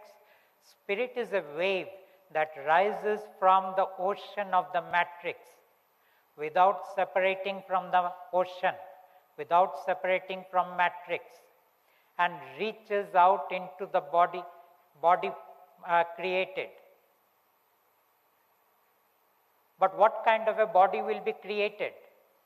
Before the spirit comes in, there has to be some other work to be done, and that some other work is known as the storyline. And in this storyline, who is writing it? The soul is writing the storyline. Who tells the soul how to write the storyline? The king. The king says, you can write any storyline you want, but everyone should create suffering and pain. It is like Henry Ford saying, you can buy any color of my car as long as it is black. So this storyline is first created before you are born, when you are born, and as you were being progressing in your mother's womb, the spirit was actually monitoring everything. Not only monitoring, but actually programming everything, structuring everything. Because spirit's job is to make that storyline happen.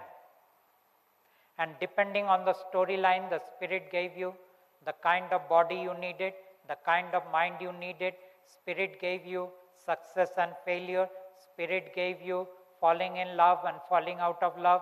Spirit gave you all the other things that shows up in your life. And when you get all that, you realize you are nothing but a puppet. Why you are a puppet? The proof of that, because everything needs evidence or a part of it. Question: can you know for the next 2 hours what you are going to think, what you are going to feel, what emotions you are going to have? You do not know, which means you do not create them. They are being created for you. They are being given to you. They are being put into you. So where are you? But does that not refute with your free will? Are we not born with free will? Are we? No, I'm asking you. Are we not born with a free will? That's what I'm pointing to. What is the conclusion you're coming to? I'm telling you, you have no thoughts. The spirit gives you those thoughts. You have no feelings, you have no emotions. All your body, it was created by the spirit. All your disease is created by the spirit. Where is free will? Your storyline already scripted. Your success already decided. Failure already decided. Where is the free will? You can't even decide whether you will like a person or you will hate a person before you meet a person. Examine life. So is that, does that pertain to karma? Karma is a different subject. We are talking about free will. Right. Where is the free will? Because karma is like a whole different subject if I go into. So, You are meditating because it is written in the storyline that you have to meditate. That is why you are meditating. And you are assuming that I have decided to meditate. And you think that meditation will give you something that Ramana got or some of the other great ones got. You will get it only if it is in the storyline. Buddha became Buddha not because of what he did, but because it was scripted in the storyline that at one point of time, and even the time is written, he will become a Buddha.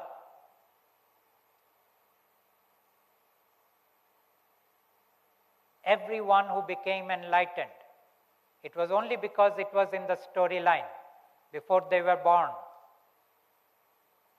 And the script brought that forth into reality. So if it is written in your storyline, you will become enlightened, you will become. If it is not written, no matter how much of whatever you do, apart from meditation and including meditation, it is a very good time pass. As such, we are only here to pass our time till the last breath arrives. But people assume we have very important things to do. It comes from their narcissistic thoughts, self-importance. They did not examine. Thank you. And just wanted to conclude. I asked this thing again. With the advent of a lot of science in the world, including NASA now, I think they try to find the God particle, and even quantum physics is trying to go to the root of where is this creation, trying to reframe the story altogether, right from the Big Bang to the, I think it's called the superstring theory, string theory or superstring theory. That was one thing I wanted to ask. Where do we connect God as far as quantum physics or the new science is concerned? Okay. So the science says that the ultimate subatomic particle which creates all substance and all reality is whatever they call that to be God particle. Right? That is what it is? I'm just asking a confirmation. Yes. Okay. Now, in your dreams, you create reality. Do you need a God particle to create that reality? No. Isn't that reality as real as it is in the waking state? It is. So what is the role of God particle then in creating reality?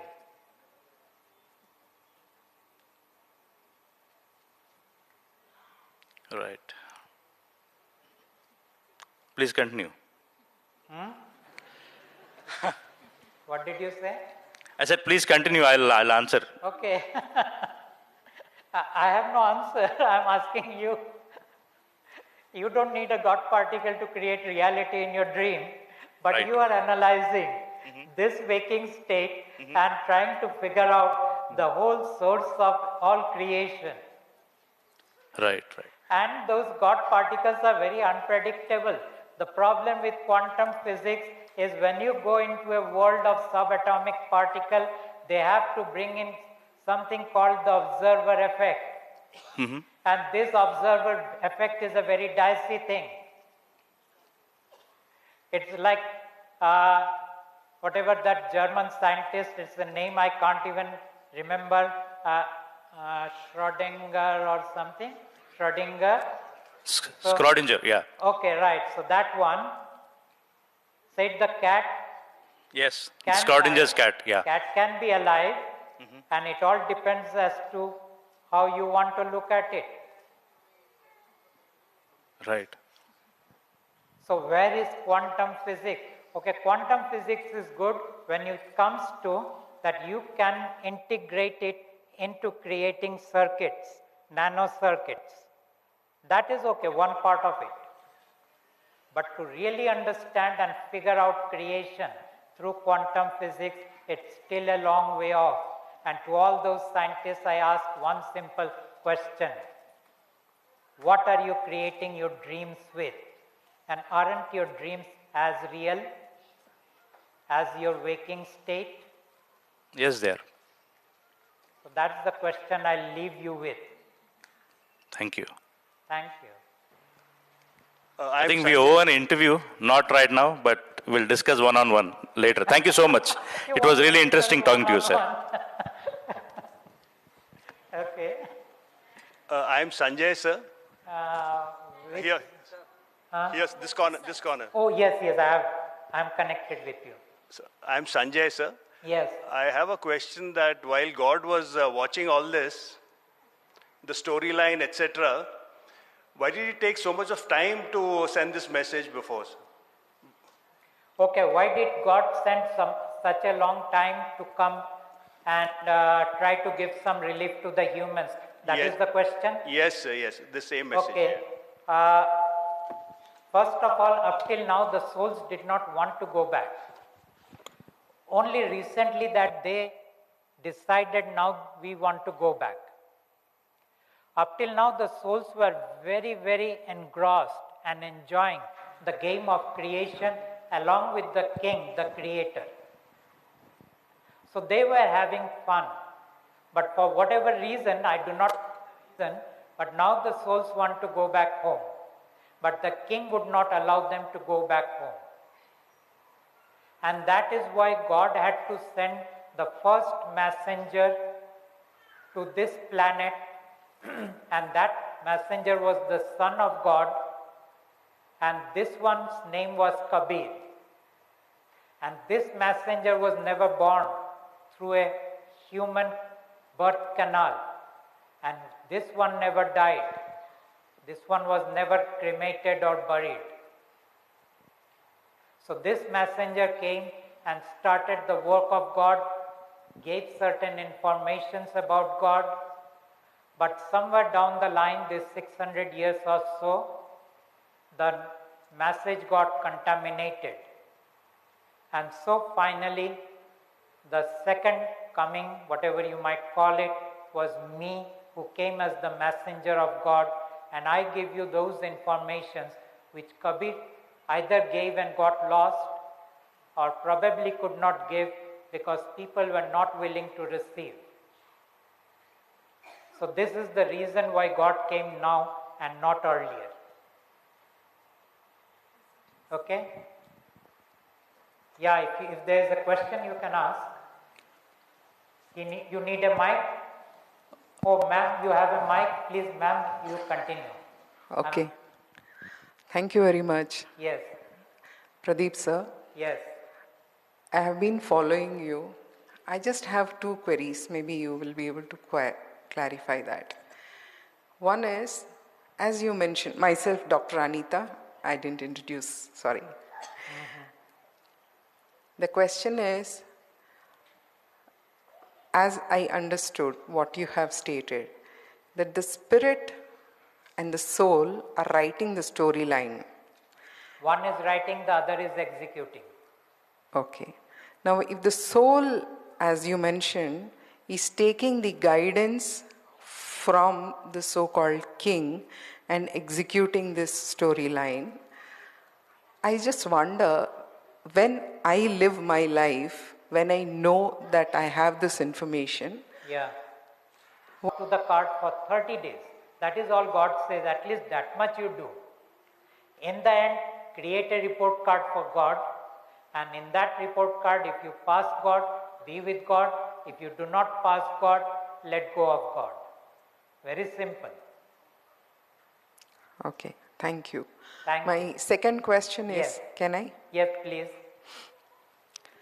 When the soul is writing the storyline with the, say, instructions of the so-called, The soul has delivered. so how does the soul gets merged, or I'm not sure what happens, because when you say God has come here to take the souls back to him, The souls do not get merged back into God or with God. Okay. The souls still have their independent existence when they are in the kingdom of God. Okay. It is there, again, the soul's choice to come back or not. Yes, it is up to them. Okay. Thank you so much. Thank you. Sir, can I ask a question? Towards Yes. your left. Towards Your my left. left. Yeah. Yes, please. Sir, I think recently you spoke about, I think in the law college where you had a session, you spoke about tightness and release for us to check, tightness and relaxation. And that was quite profound in terms of us as humans, trying to manage our day-to-day life and how hormones can be secreted on both sides, on tightness also and how it affects us, or if our body is relaxed and how it helps us. Would it be possible for you to elaborate a little bit more on that, because it's something practical and useful? What I said in the college was that when your body is tightened, you are in a survival mode. When your body is relaxed, you are in the flow mode.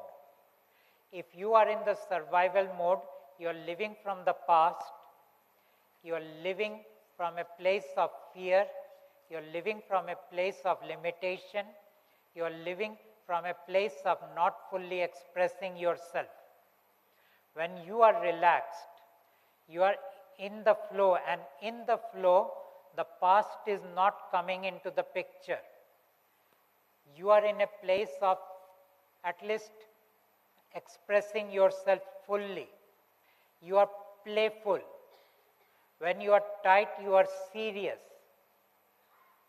So when you are playful, then you will find that you are more productive in life. You will find that you are able to do much more than what you can do right now. So that is what I gave them as a takeaway, that use this card, healing card, whenever you are tight. Speak to it. That God, I am so tight that I am aching, my whole body is aching, my head is aching, I am not able to breathe properly, I am not able to relax. Speak to the healing card, whatever it is that is happening to you, and let God heal you. So is it also possible to speak to the digital image? Possible to speak to the? Digital image? Yes. Always digital image is better than that. Because it's available on the phone. It's on the phone, so it can be checked immediately. Yes, it can. It is on the, use that digital image. Okay. That is better. Does that answer? Okay, you have. Hello, sir. Yes. I am born and brought up in a traditional family where... Oh, let the light be, they can't see me.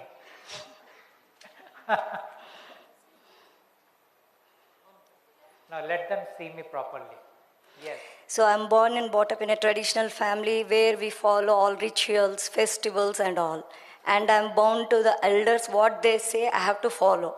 So I believe in what God says. But I cannot change my elders' mind. Means if they are not available, I have to perform puja and extra festivals and all. So how can I change their mind and how can I change my mind? Marriages, etc. Very difficult question. In my house, my wife and my son, they are both against me and my work. They do not support me in that. It is not a great conversations they have with me. I am only not in terms of judging them, but in terms of people in your life will not be able to accept your choice. Problem is, you are telling God, God, I have chosen you, but I will continue to do what I have been doing, which is serving the king. God will say, continue to serve the king, I am stepping back. For 30 days, God doesn't step back. But after 30 days, God says, make a choice. And God is perfectly okay. Even if God steps back, even if you continue to do all your worshipping, your soul is going to go back home and this becomes your last life. At least that is one gift that you will carry back into your life. Thank you, sir. Thank you. Hi, Pradeep sir. Robinson, Yes, my right, left, where? My, okay, yes. You're right, yes. Ah. Okay, this was a follow-up question of, what's your name? Sharat. And couple of more also. I missed you. Can you again come? Yeah, this was with regards to a follow-up with Sharat and couple of more.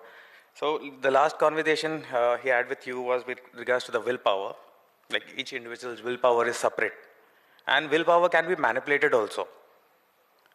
Okay, and it's all of the reality is all about the perception. One's reality is different for every individual. Yeah. So Mike, the acceptance of paradox, it exists and it does not.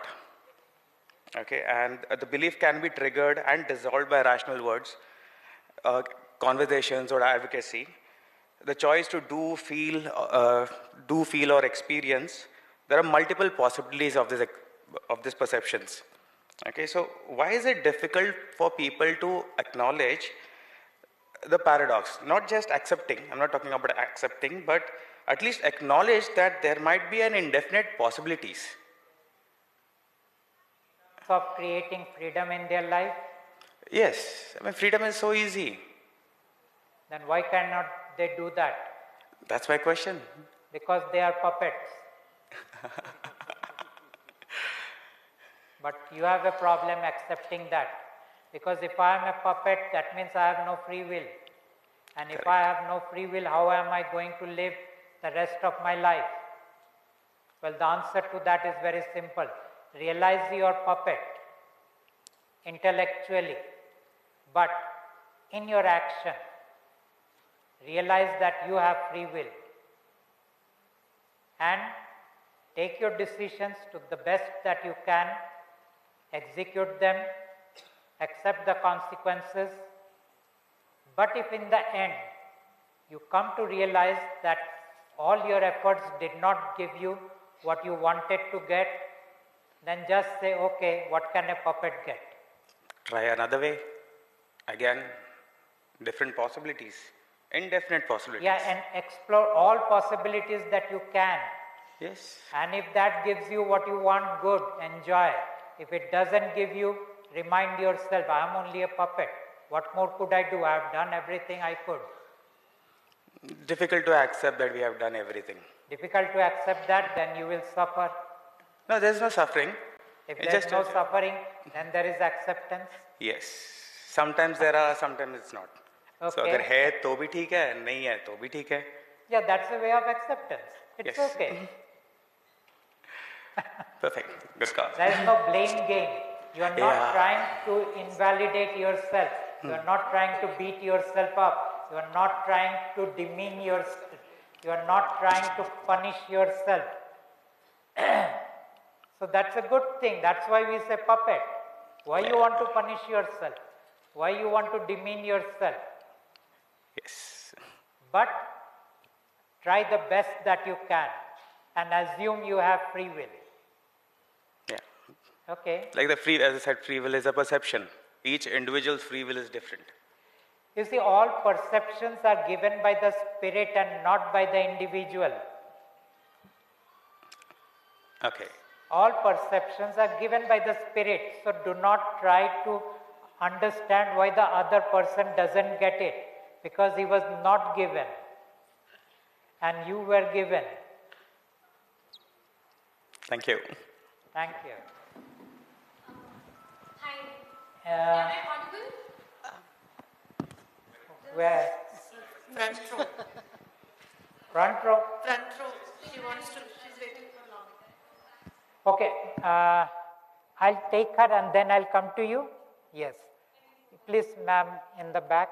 Yes, sir. Yes. Hi, my name is Aarti and this is my first time here and it is really interesting for me. So what I heard you sharing was that the aspiration to become positive is also not the will of God. Or, after 30 days, nothing will happen.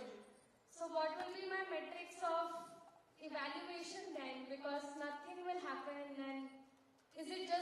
attachment that will happen from the desires and the wants? Are you asking me that if nothing happens, how you will evaluate whether something has happened or not? Yeah, like after 30 days, how would I know? Yeah, the answer to that is there are hundreds and hundreds of people whom I know who came and told me nothing has happened in my life, but the experience of my life has shifted. There is ease in my life. They use the word ease, or in Hindi they call it sukoon. Not that the people in their life are different, not that the boss has become different, not that their suddenly bank balance has gone up. There is some ease, that tightness, there is some freeing up. That is what will show up in your life. And if that shows up, you will always know. If it doesn't show up, that means it didn't happen. Let go of God. Got it, completely. Just a follow-up question. Yes.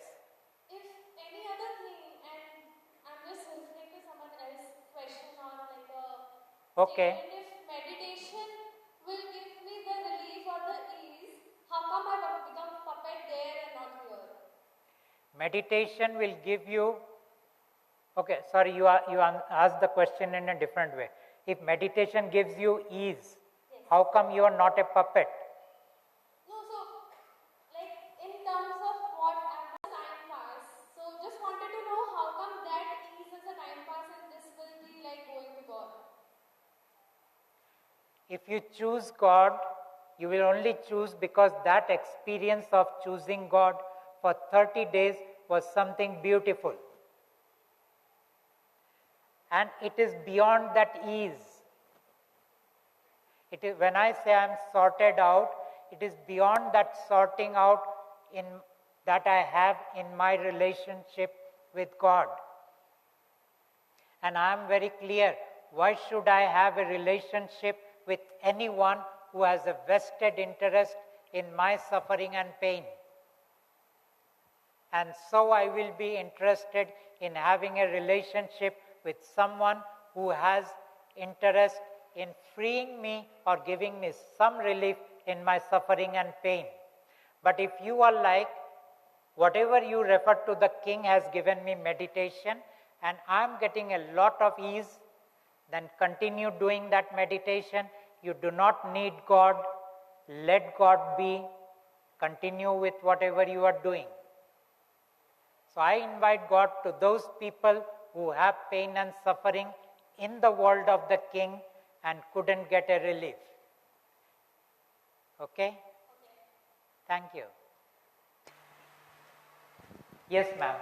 Pradeep sir, Yes. I'm Shravanti. Yes. I had the privilege of spending time with you and being able to ask you questions yesterday. Yes. But I don't want to sound presumptuous and say I know who God is, because everything we know of God seems to have come from the king's world, all the traditions and everything. So how would you describe God? So what is God really? And Do I describe God? Oh, it's a very difficult question. It is very for the simple reason that I have not met. is it? Yes, thoughts. Is it? Yes, thoughts. In the thoughts. In the thoughts. And when you're connected after reading the book, you. Sir, I am Dr. Sudhakar Rao from Kamareddy. My right, my left. Center. Okay, yes, I have connected with you. Right. Sir, I am Dr. Sudhakar Rao from Kamareddy. Okay. There are few words which are frequently written in so many philosophical books, and I read our English book also, Grace of God. Kindly clarify the clear difference. They have got difficult to understand even for the educated people also. One is mukti and moksha. You are asking me what is mukti? Moksha. Difference. Mukti. What is mukti? What is moksha? Just I answer. I answer. Sir? My mic has gone down. Yeah. You want to know what is mukti and what is moksha, right? Yes, yes. Okay, I'll tell you. Yes.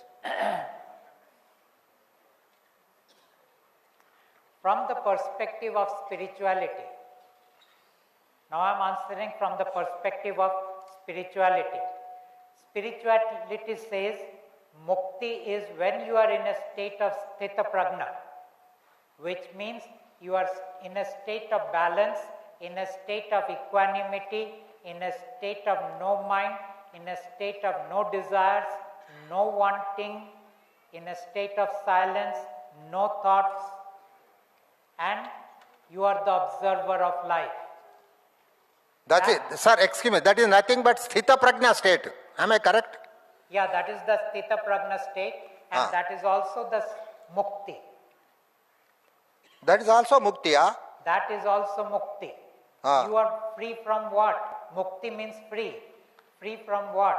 Free from the pain and suffering that the world was giving to you. So both are conveying the same meaning, mukti, moksha? Moksha is different. I am coming to moksha now. Right. Mukti is clear. Mukti clear. Okay. Now what is moksha separate from mukti? Moksha is when you come into a state of ananda or bliss. There is no bliss in mukti. But when you come into a state of blissful state, two things happens. You go inside you and the world falls away. When you are in the first state of mukti, you do not entangle with the world. You are an observer of the world. When you are in a place of moksha, you are totally absorbed in your blissful state and the world has fallen away. It no more has any relevance. You do not even want to watch the world, which means your karmic baggage is no more. It is your karmic baggage that keeps you with the world. When you are in a place of mukti, you still have some karmic baggage which keeps you a part of the world. When you are into moksha, you are off the world, no karmic baggage, you are now 100% free. This is what is moksha. Right. So, I said... Sir, one just doubt. This bliss and moksha are one and the same? What? Bliss and moksha? Bliss is an experience of moksha. Acha. Right, bliss sir. Is the experience. Bliss moksha is the experience. Just means no more karmic baggage and no more worldly relations. No more coming back into human incarnation. And two other words which are commonly used in so many philosophical books are liberation and salvation. Liberation is becoming enlightened, which is moksha. Salvation word comes from the West, where they become free from their sin and they can go to heaven. That word comes from the West. Liberation comes from the East. Liberation comes from the East? Yes. It means you are free. Salvation means you are now ready to go to heaven. So, rebirth is again possible. With liberation, there is no more rebirth. With salvation, rebirth is there. With salvation, rebirth is there. Liberation is from East and salvation is from West. These concepts came, these words came from East and West. And one more doubt, sir. What is this word enlightenment means? What does enlightenment mean? Yes. Enlightenment means that you are now in a place where you do not engage with the world and the world has no more meaning for you and you are not going to come back again into the world.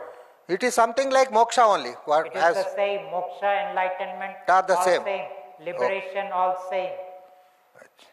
Synonym. Synonyms, moksha and enlightenment. And what is the message of the God to the common public, sir? What is the message of God, God. to? So, to the common public. To the common public? Yes. God says, try me out for 30 days. Yes, sir. And see if I deliver more than your king.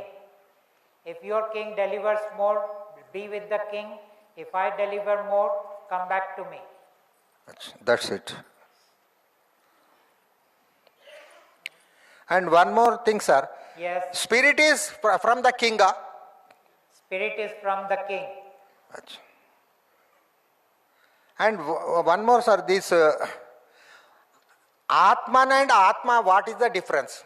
Atman and Atma, what is the difference? Yes. Atman is spirit, Atma is soul. Atma is soul. Okay, sir. And what is this Brahman and Jivan and Jeen and Jivatma? What is Brahman and Jeev and Jivatma? Yes. How they came? Brahman is the matrix. Yes, sir. Basically, it is the mind of the king. Right, sir. Jeev is the body mind. Right, sir. And Jivatma is the Atman that animates the body mind. So Atman is related to the king only. Yes. Right, sir. Thank you very much. Thank you.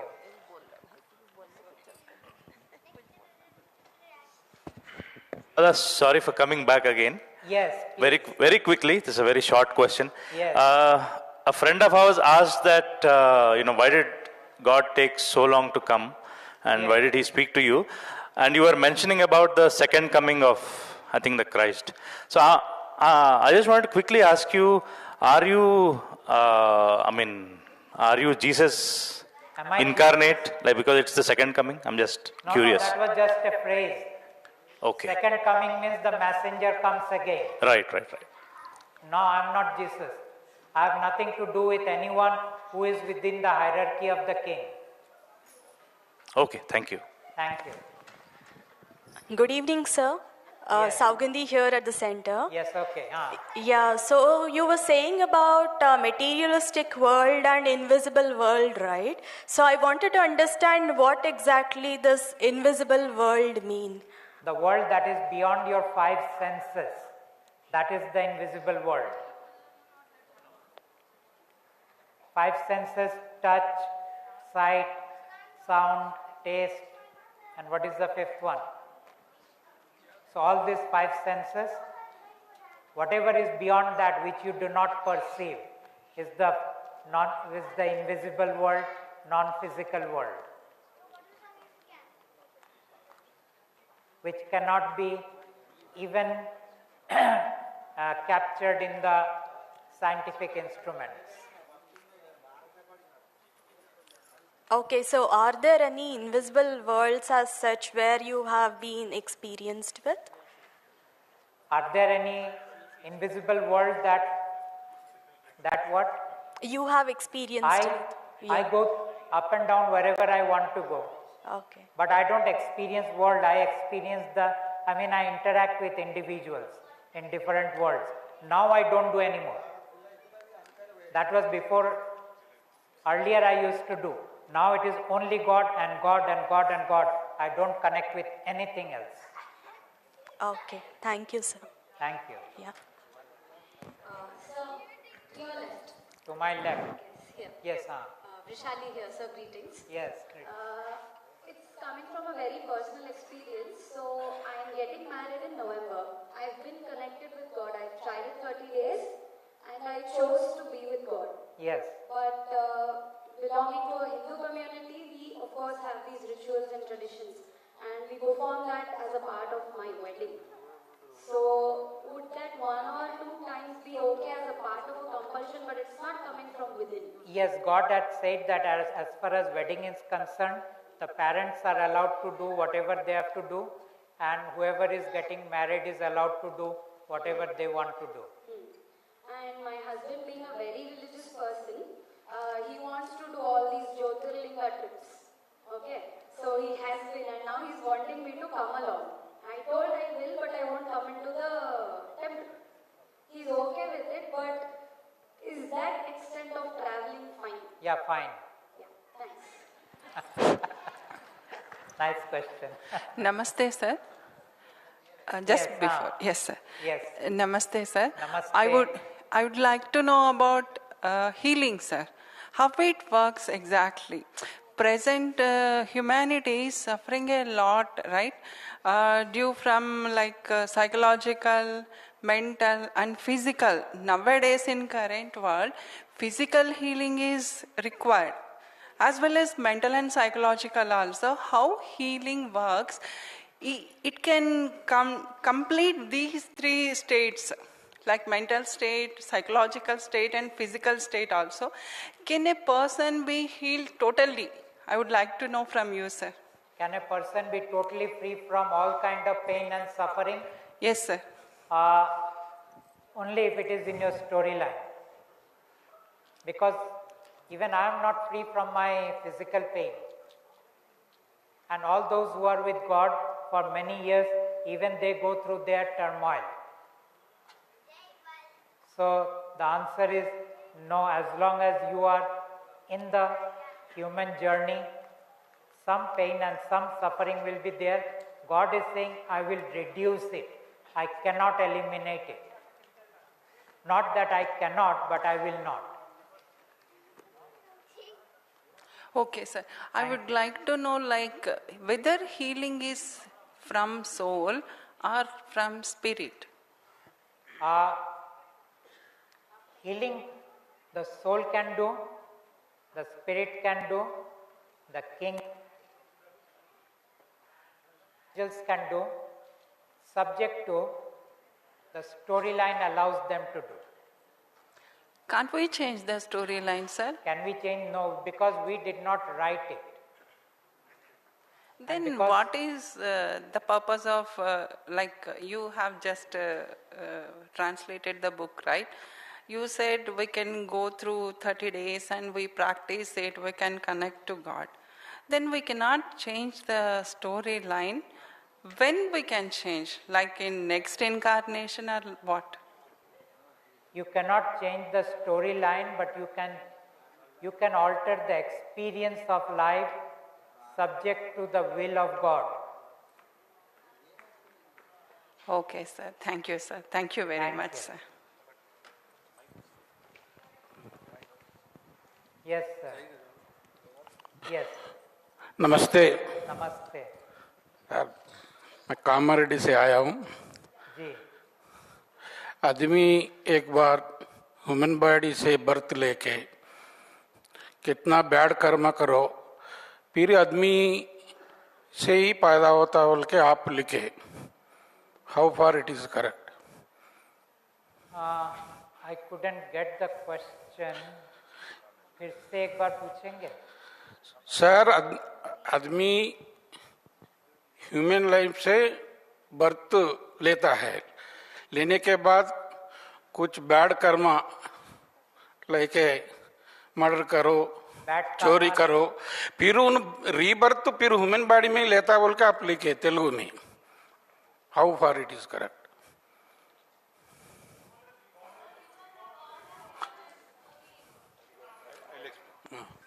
Sir, I will explain, sir. A human being, after doing lot of crime and bad deeds and sins, next incarnation also you will be given human birth only. Okay. How it is possible? He is asking, sir. Okay. Our scriptures say that if you do very bad things, you will go down as a donkey or as a dog, yes, or yes, some such creature. Yes, sir. But God says that is not possible. Why it is not possible? Because humans have energy body, and this energy body cannot go into the body of the dog. It cannot go into the body of the cat. It has to go into the body of another human only. So that information which was given is the wrong information and misleading information. Because nowhere it was clearly said humans are made of 5 elements, the way I am putting across. And there is a lot of information I have not shared with you because this is not the platform for that, because of which मैं अंग्रेजी में बोल गया. No problem, sir. No problem. Okay. Because of which you will have to come back into the human incarnation and not an animal incarnation. आपको मनुष्य योनि में ही आना पड़ेगा. आप पशु योनि में नहीं जा सकते. एक मनुष्य जितने भी बुरे काम करे वापस जन्म मनुष्य योनि में ही होता है. वो कर्म मनुष्य योनि में ही उसको फिर काटना पड़ता है, क्योंकि उसके जो ऊर्जा शरीर है वो ऊर्जा शरीर ट्रांसफर होके मनुष्य शरीर के अंदर ही डाला जाता है. एक कुत्ते बिल्ली के शरीर में वो नहीं डाला जा सकता. कोई रिलीजियस में ऐसा माना नहीं जा रहा ना साहब, वो तो गलत है. ये जो इंफॉर्मेशन है गॉड बोलते हैं वो गलत है. वो रिलीजियस वाले बोल रहे हैं कि ये ऐसा नहीं होता है, उसका कर्म से बैड कर्म क्या करे वो कुत्ते में जान दो डंकी में जान दो कैसे. समझ गया, लेकिन मैं आपको गॉड का जो आंसर है वो मैंने आपको दिया. ठीक है. Sir, if that is so, many people will be doing all wrong things and they get away with the things. If many people doing all the wrong things there, and they will have no fear of lower births. If you want to put fear into them, then do it. You can create any kind of wrong information and put fear. I am only telling this information is not correct. Sir. That's all I am saying. Sir. Okay? Sir, if you do anything wrong also, still if you come to the God, you will be relieved, no, sir? Whatever. You will not be relieved from the consequences. You will be relieved from the next birth and karmic baggage going into the next birth. Sir. That relief will happen. Okay, And sir. when people come to God, mostly they never do wrong things. Sir. Okay? Okay, thank you, sir. Thank you. Sir, one more, sir. Yes. Sir, for the medical profession, nowadays many youngsters are getting heart attack or lot of problems. Even non-smokers are getting lung cancers. And this knowledge, how it is useful for the medical profession and patients at large? It is not possible to give them the knowledge because medical profession looks into the body mind from a certain mapping. Even within the healing profession, a homeopath looks at the body in terms of vibration. Medical profession looks into the body from a place of a structure. Ayurveda looks at it from a place of the doshas. So even within these regular professions, they look at the body from a different perspective. Now when it comes to what God is saying and the understanding that I give to people, how will that be relevant?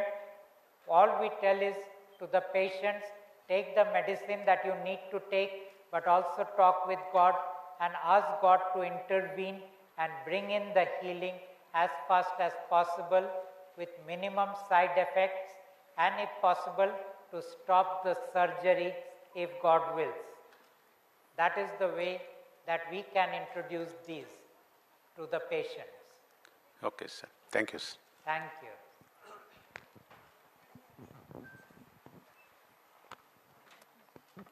I think now we have already crossed the time. I know we can keep on talking.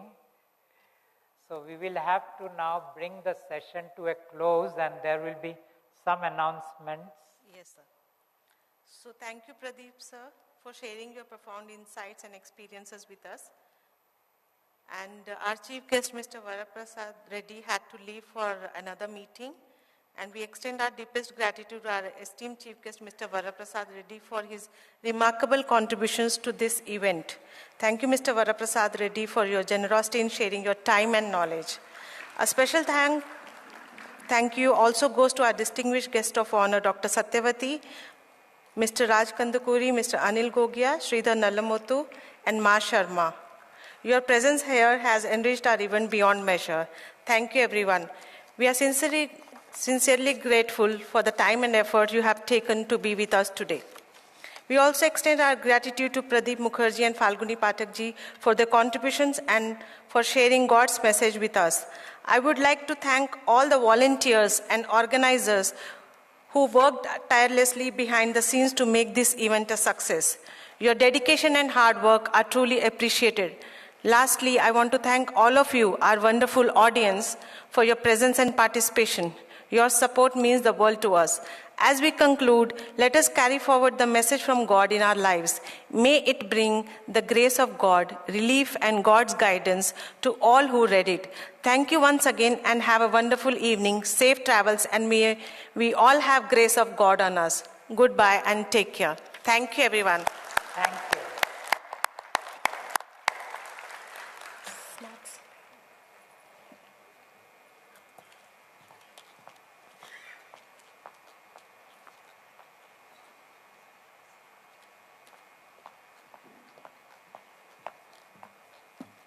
Ladies and gentlemen, there are snacks outside in the lobby area.